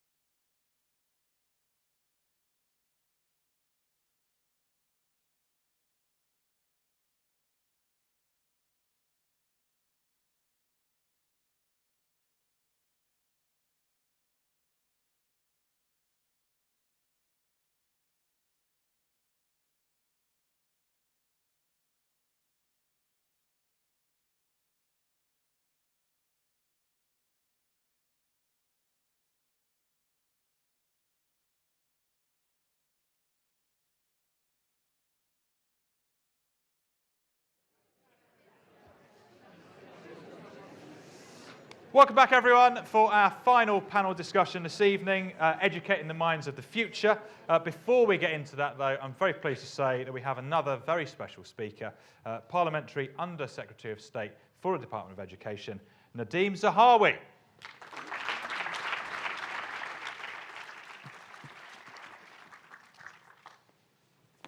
Thank you very much indeed, and I'm truly delighted to be here with you. Many of you will know that the parliamentary agenda is pretty full. I was told over the weekend that I couldn't attend, and I went back and said, I must attend. And luckily, a few hours ago, I got a text message saying, you can attend. So I'm really pleased to be here with you to discuss the work that the Department of Education is doing to support people with dyslexia. There have been some pretty personal experiences shared today, delivered with great knowledge and I think real passion. They showed some of the fantastic contributions of dyslexic people, including my colleague and friend, Matt Hancock. I co-authored a book with Matt back in 2011, which became an accidental bestseller. And he never let on that he was dyslexic. I only found out, as you did, when, I think last week, he talked about his dyslexia. And I have to say, before entering politics, I built a business. And we used to say at YouGov that you meet lots of amazing people, but you're truly blessed if you meet people capable of original thought.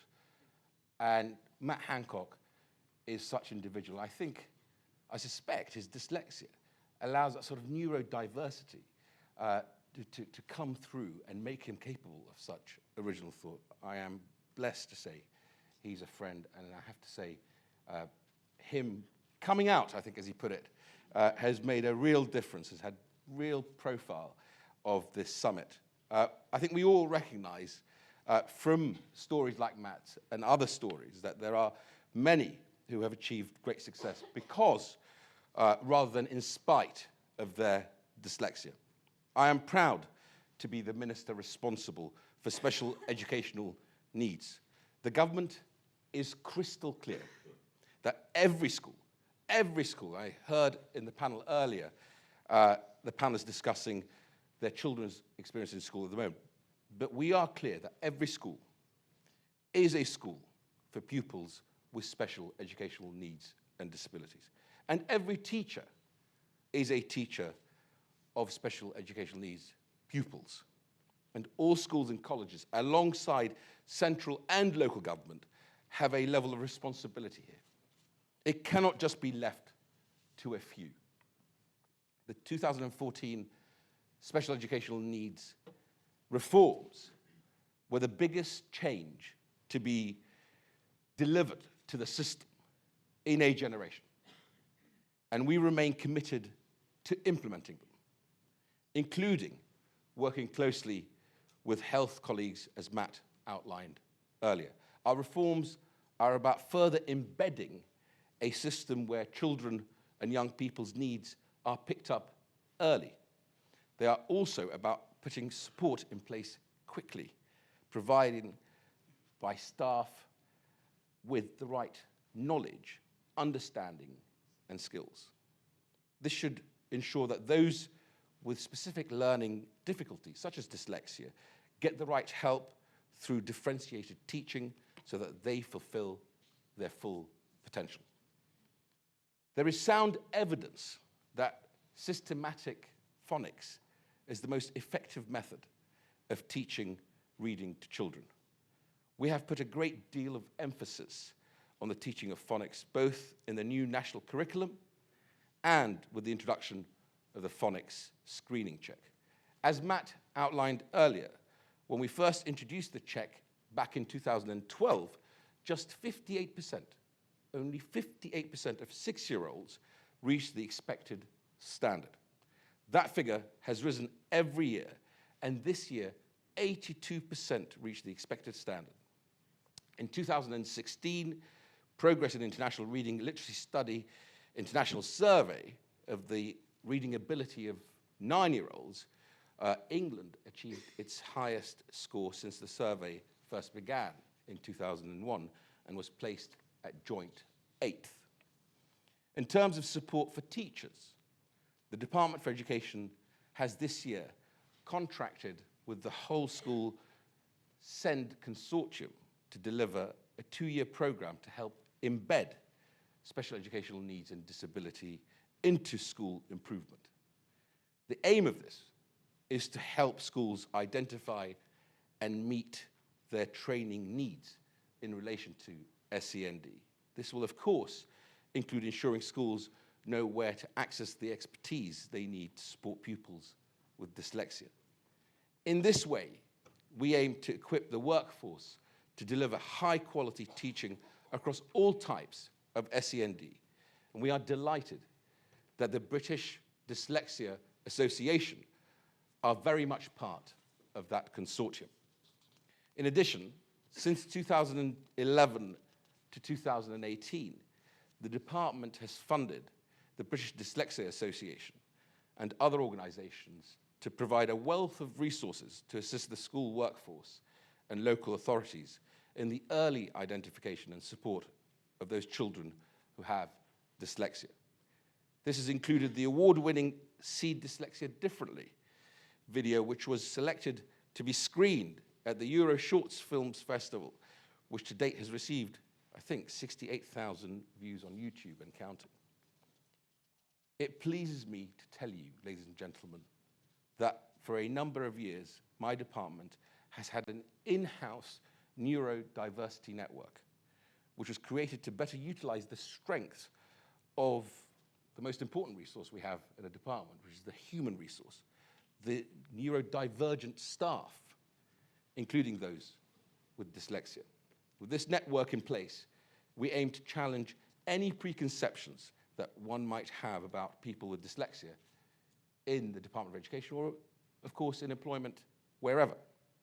The network aims to help staff to be recognized for creative thinking, providing innovative approaches to solving problems, and enable appropriate support to be given so they feel confident about discussing their differences. I passionately believe that we need to have really high aspirations for children and young people in schools and colleges across the country. Everyone should feel that they have the encouragement and support to do their best and discover that they have talents they never knew they possessed and be successful with it. I am proud of what this government has achieved so far, but I'm not complacent. And I look forward to working together with the whole of the SEND sector, delivery partners, and teachers to ensure our vision becomes a reality. And by the way, I love the Made in Dyslexia, by Dyslexia logo, and I look forward to meeting and continuing our work with you as well. Thank you very much indeed for having me. It's a real privilege to be with you. Thank you very much.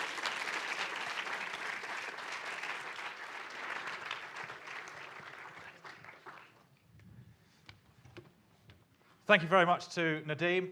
As Nadeem was talking about, you know, the life of being in government there and saying, you know, he wanted to come and he was told he wasn't allowed to come at the weekend, and he got a text 2 hours ago saying he could come. It made me think that like his entire life is probably run like that. So we'll probably get a text later saying, Nadeem, it's bedtime. That's just what I was thinking, I don't know. I'm going to leave you now in the very capable hands of Roland Rudd, who's going to be chairing the next panel. Over to you, Roland. Why aren't you applauding? Come on now.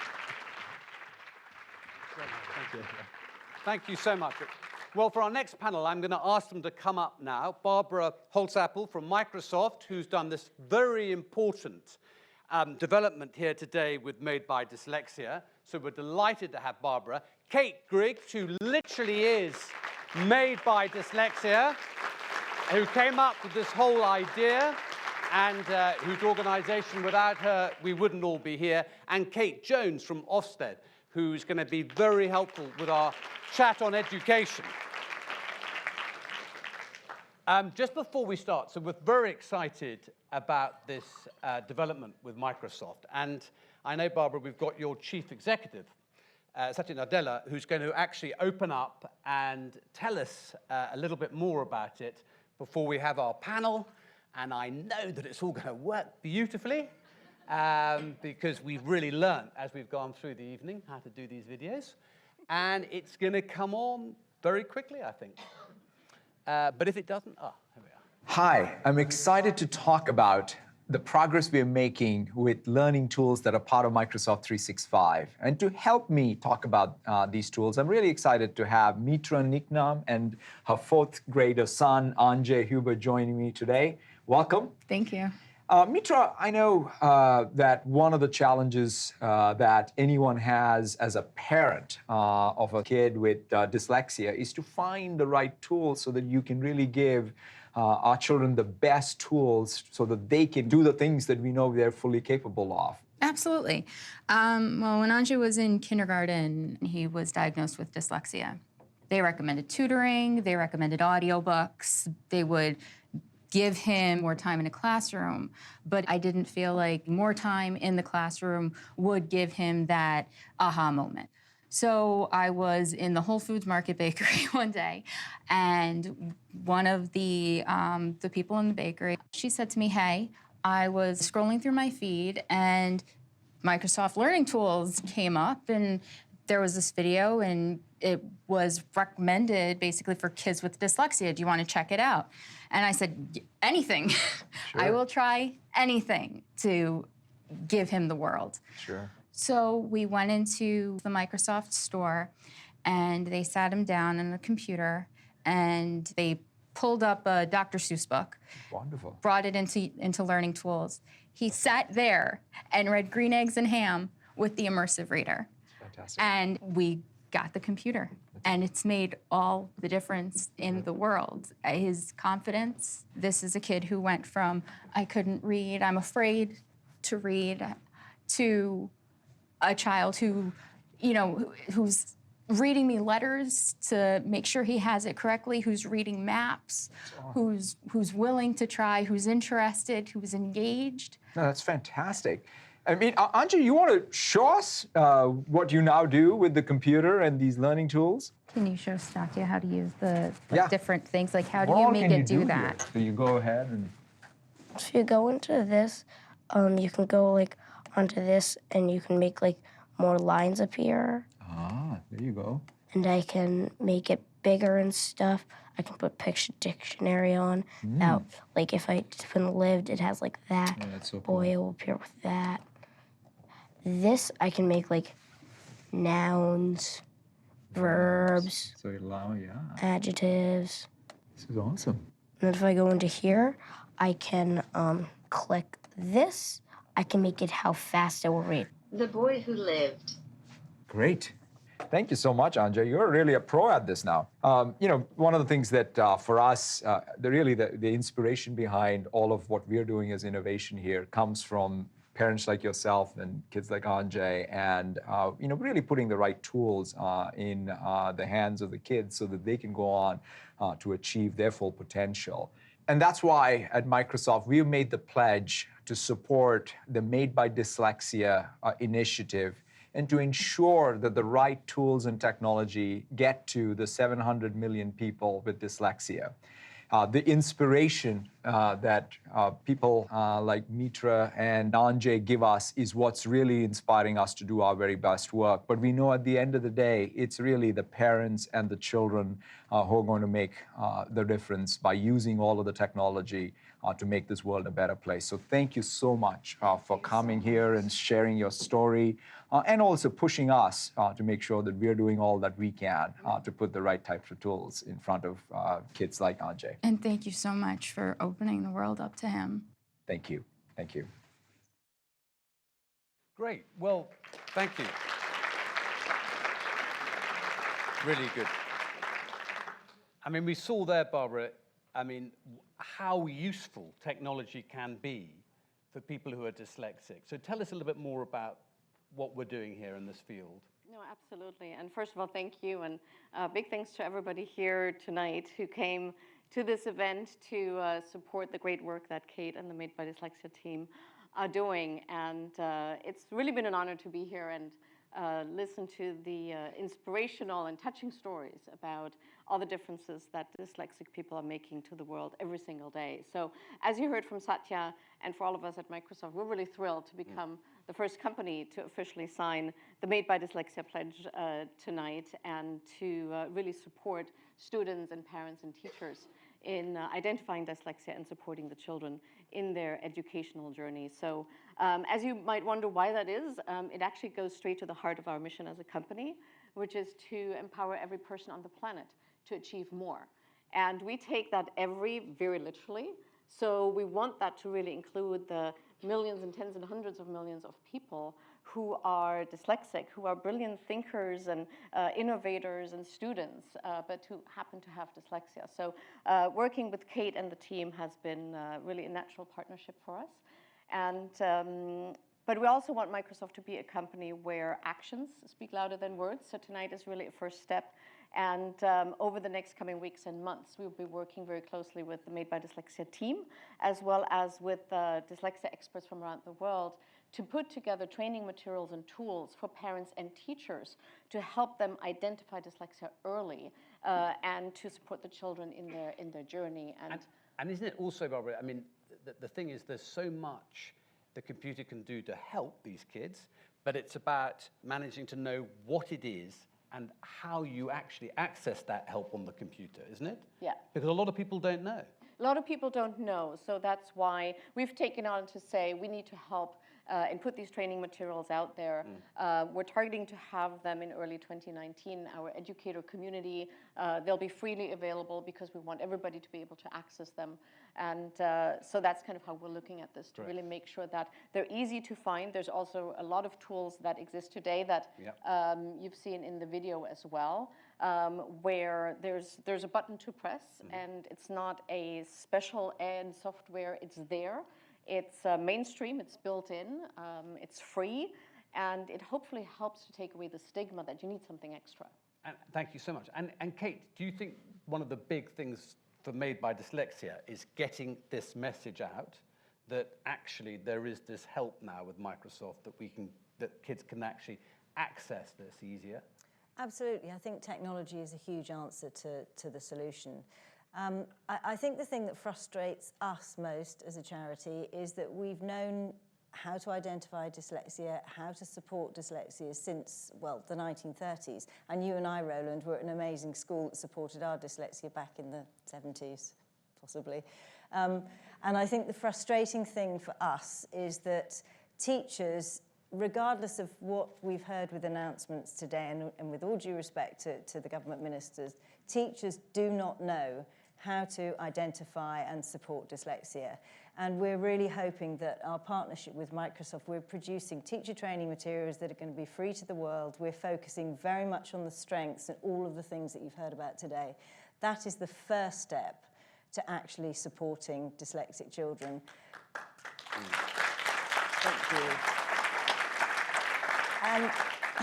And the second step is identifying these kids, because only half of only half of parents and teachers will use the term dyslexia in their schools.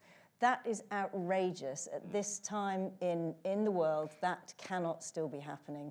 So all of these stigmas we have to remove, and we have to address this issue right now. Kate and I were at Millfield, which has a particular speciality in dyslexia, and it's great to have Gavin Horgan, the current headmaster from Millfield here. Now, what more can Ofsted do on this area, Kate? Well, I think there's an awful lot that we can do, and I really appreciate the focus that has been put on this. And I've been sitting through this conference thinking, actually, I wasn't identified as a child learning to read in the 70s with the things that I had. And when I went to learn to teach, dyslexia didn't exist. So anyone around my age, which I'm not going to admit, will be very confused by dyslexia, because it's been fashionable to have dyslexia and to identify it, and it's been unfashionable. And we went through many years in England teaching children to read by a method called look and say, where they had to look at the word and remember the word, which was a very, very inefficient way of learning to read. We fortunately now introduced the teaching of systematic synthetic phonics. All teachers that train to teach now have to learn about that, but they have a very, very short time in which to learn it and not very much time to practice. And we have a bit of a saying in Ofsted that sometimes you see teachers practicing how to teach reading on the children, whereas actually they need to practice it before. So what can we do in Ofsted? Well, there are several things that we can do. Firstly, we have to make sure that our focus in primary schools is about how well schools teach reading. Because I don't think there would be a parent in the country that wouldn't say that that actually is one of the most important things that they need for their children, so that when a child goes up to secondary school, they can read fluently. So if we don't put our focus on that primary head teachers, primary teachers, then actually that's not going to help the children. It's particularly not going to help the children that struggle most.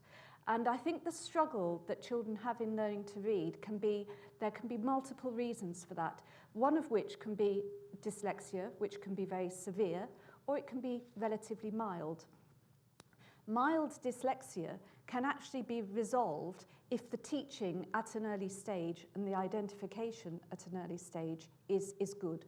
And then the child is helped keep up right from the very beginning, rather than left to struggle and it to be identified when they're 8 or 9 or 10, when really, you know, all the emotional distress that can be caused by it is in place.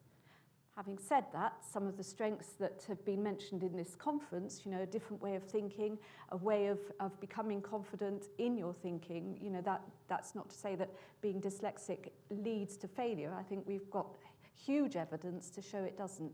But if we don't get the teaching of reading right from the start, then many, many more children go unidentified, not helped.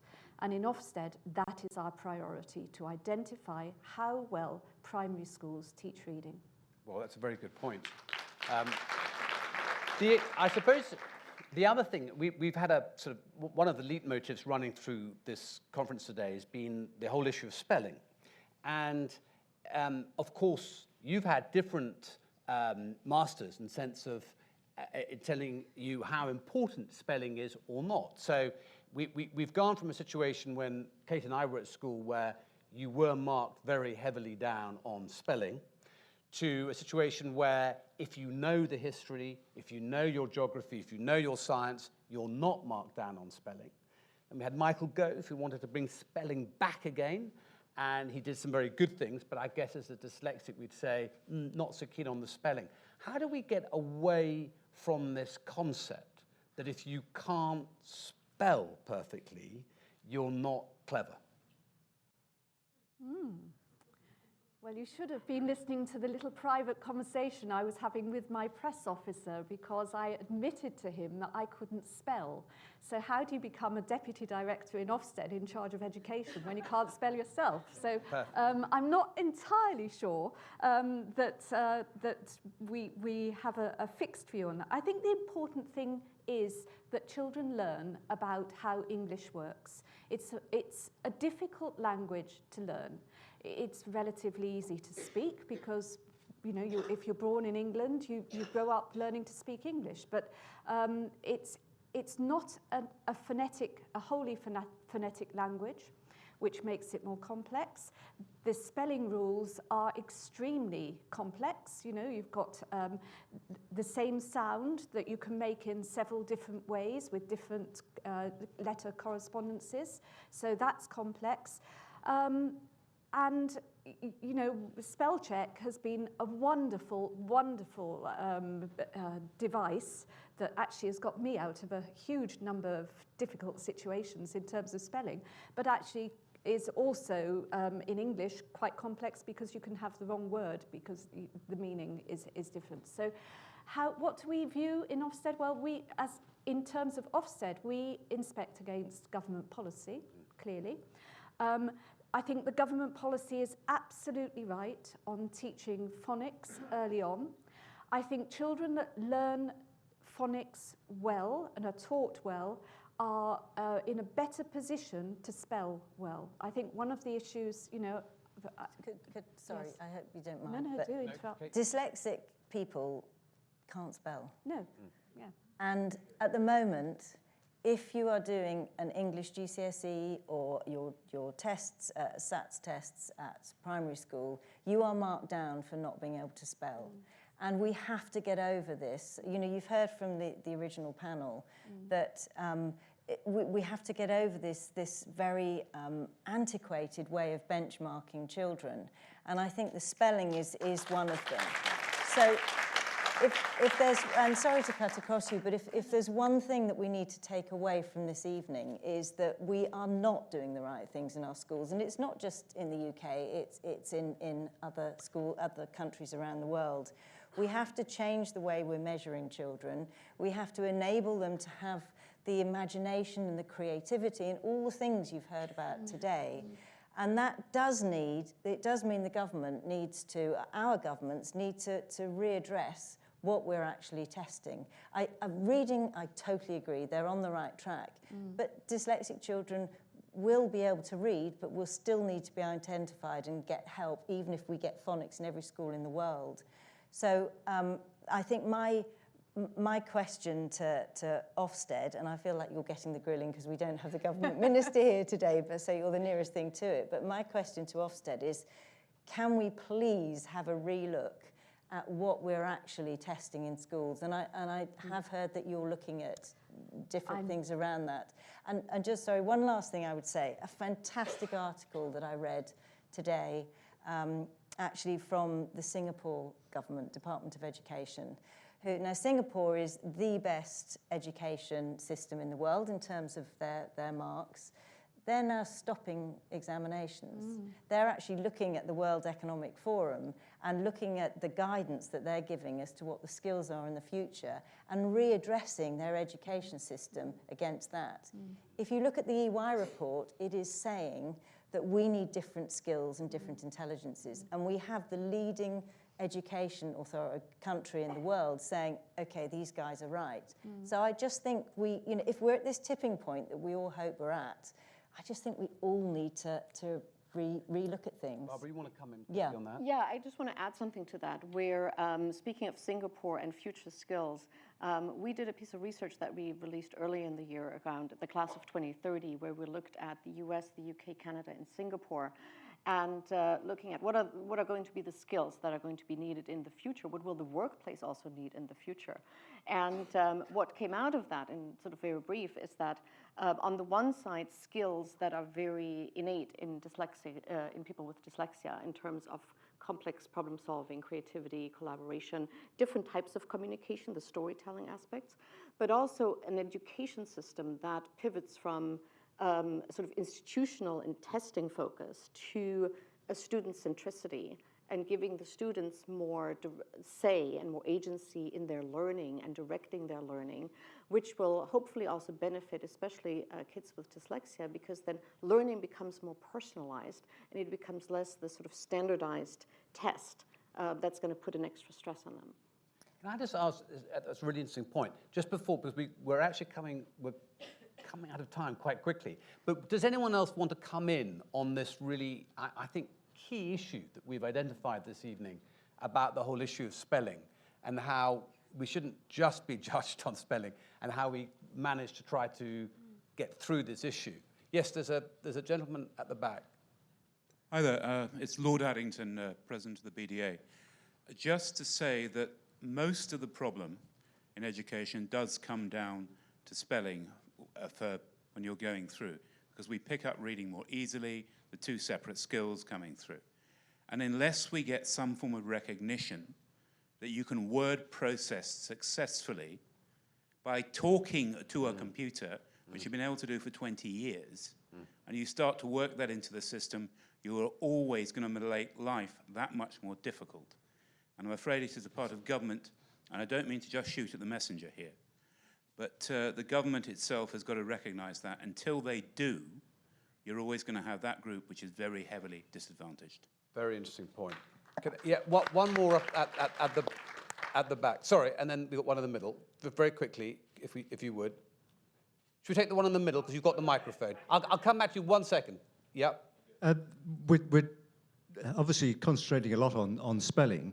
What about the Chinese? They have characters. Do they have the same problems with spelling? Interesting. Interesting. What has any research or comparison been made in that area? I'm dying to hear about it, because I didn't think about that. Yeah, at the back. Wanted to add, in addition to spelling, reading. Okay. We just saw The Future. I am actually a dyslexic author, and I was asked to read my book.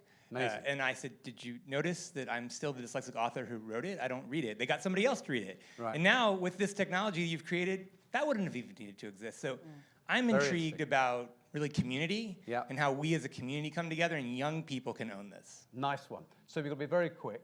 Now, back to you, Kate, very quickly to respond. The question? Well, I think in the round has been the whole issue of spelling not being marked down for it, the digital reading, how we can do better in the system. Yeah. I mean, no system is perfect, but I think we've gone a long way on the reading side to get it much better.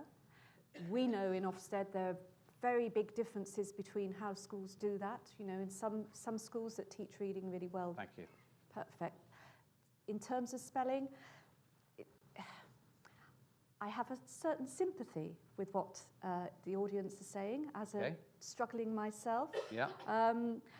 But I suppose the danger in not putting spelling as part of learning to read, because it's a, you know, you learn to read words, you learn to spell words at the same time. If you don't do that and you rely totally on technology, we'll end up de-skilling people and perhaps going backwards. Perhaps we could finally arrive at a compromise where we don't completely get rid of it, but we don't just judge people on the benefit of their spelling. I think if we got there, we'd all feel we've got to a really good place. Now, I know we've got to bring it to an end now. I also want to thank our panel enormously, and I want to thank all of you for still being here at this hour. It's really impressive. And I also want to thank the Crown Prince and Princess of Sweden, who not just came in for the photographs, but have sat through the whole thing with huge interest, which is really lovely to see. Thank you all very much indeed. Thank you very much to our panel and to Roland. We're now going to see if we can get a live video link up with Richard Branson. Richard, are you there? I'm there. Hello, Richard. How are you? I couldn't be better. Thank you very much. And where are you? Well, this dyslexic is not with you because I'm getting a Hollywood star and my grandkids wouldn't forgive me if I didn't pick it up. So, so I'm in LA. That's actually probably the best excuse I've heard for not being in attendance. Sorry, I got a Hollywood star coming. So tonight we've heard about the value of dyslexic thinking skills and how important they will be in the future. Why do you think that the world needs people with dyslexia? Well, I'm a little biased. I was absolutely hopeless at school. I think when I was at school, the word dyslexia didn't even exist, or if it did, I definitely couldn't have understood it or known about it. And so I left school at 15, and using using the things I was good at, went on to be able to create some things which I'm quite proud of. And I know a lot of other dyslexics who also had struggles at school. I mean, weren't good at spelling and other things, who were very creative in other areas. And as long as they were given the opportunity to push into the areas that they were creative in, they went on to do fantastic things. I happen to agree with the previous speaker, and I completely disagree with. I completely agree that with this, you should not mark people for spelling at school in exams. I think the idea of getting rid of exams altogether, as Singapore has done, and push for people, mark people up based on other criteria is a really good idea, not just for dyslexics but for people generally. And when did you personally realise that your dyslexia was something to celebrate rather than something to hide? Well, I wasn't tested for dyslexia until I was in my 20s, but before then, I was building, creating things that hopefully made a positive difference. And if I'll just give you one example. I mean, if I was, if we were advertising Virgin Records to the public, I would keep those adverts extremely simple. I would not put jargon in it because I wouldn't understand it anyway. And as long as it passed the Richard test, it would go to the press, because if it passed the Richard test, any member of the public would most likely be able to understand it. And so I learned the art of delegation very early on. I mean, if I wasn't good at something, I would find somebody who could cope with the things I wasn't good at to do it. And that meant that I could, be the creative animal, and look at the big picture. And so, but if you use dyslexia well, it can definitely help you. And do you think that there's an issue where people with dyslexia sometimes don't feel comfortable telling their employers about it? Do you think that workplaces need to do more to foster a kind of environment where actually people are open? Yeah, I don't necessarily feel that they have to tell their employers that they've got dyslexia, because I don't see it as a disability that needs to be told to employers. But I mean, but dyslexia also comes out in different ways for different people, and if they feel that it'll help to be open about it, that's great. And then a decent employer should welcome it and see whether that they maybe could put this person in a more creative setting. Satya and Barbara have told us about Microsoft's work with Made by Dyslexia to make these training tools available to all children. What role do you think that technology will play in assisting people in the future with dyslexia? As a dyslexic, I have no idea. But I know that if Microsoft feel that they can help dyslexics through technology, anything that helps is great.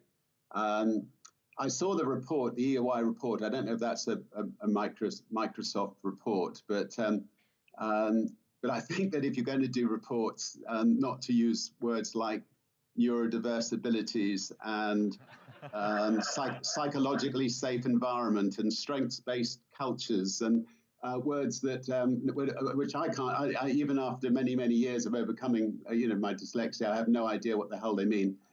So keep things simple when you're doing reports for dyslexics. And I think the word dyslexia, we should change that. The word DYS, dys, is very negative. Lexia would be better than dyslexia. So that's something we should all work on as well. I don't think any dyslexic can say the word dyslexia, let alone spell it.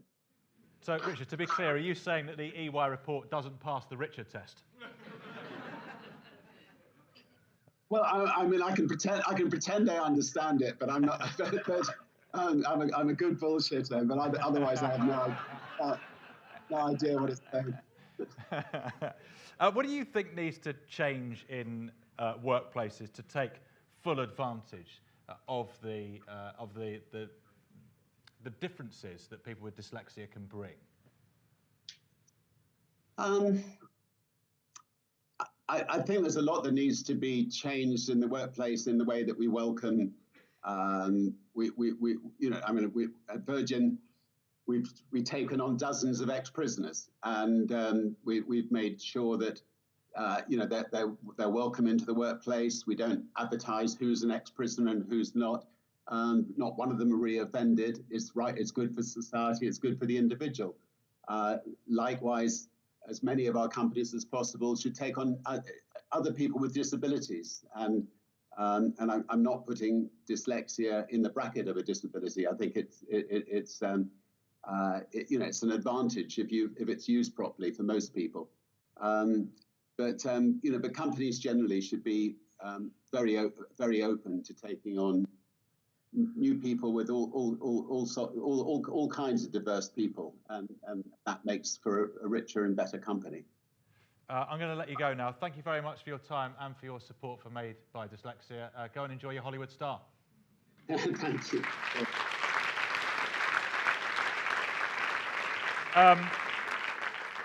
So I'm just going to pass you back to conclude and wrap things up to the lady who is you heard from her just now, the driving force behind this whole summit and Made by Dyslexia, founder and CEO, Kate Griggs. Thank you.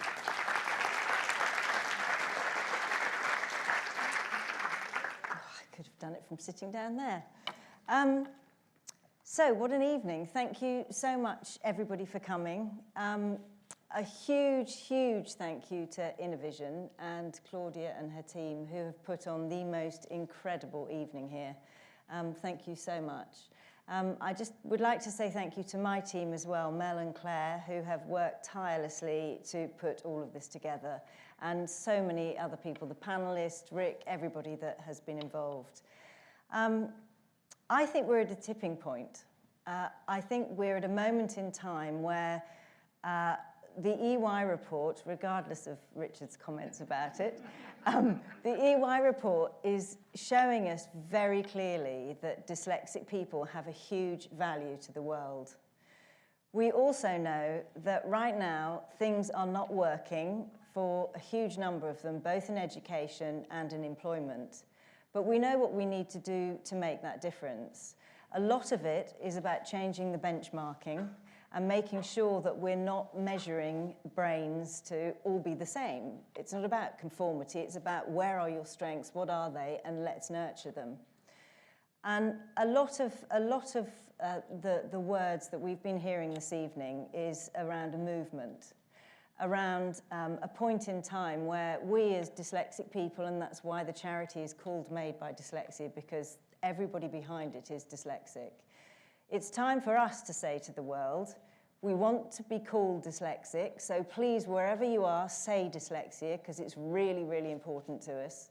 We want to be identified early. We don't want to be left to fail at school. You can identify dyslexia from 5 and even earlier now, so don't wait till 7, because it's too late.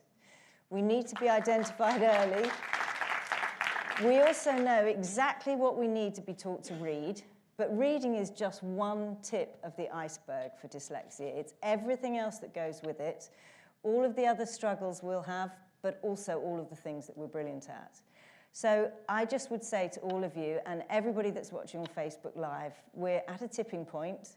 There are 2 things that we're launching today. The first one is the Microsoft Pledge, or the Made by Dyslexia Pledge. There's a booklet that you guys will all have in your bags today, and it's going to be going online tomorrow, which is called Spelling It Out.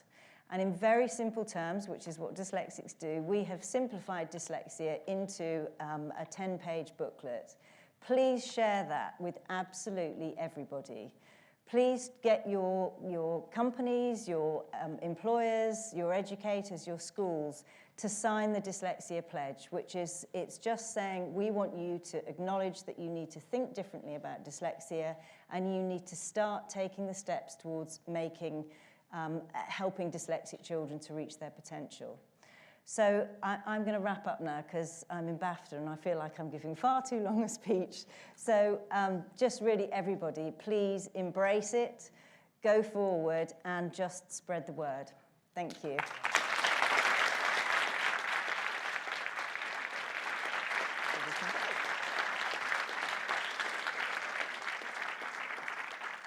And there are drinks outside, so I think we should...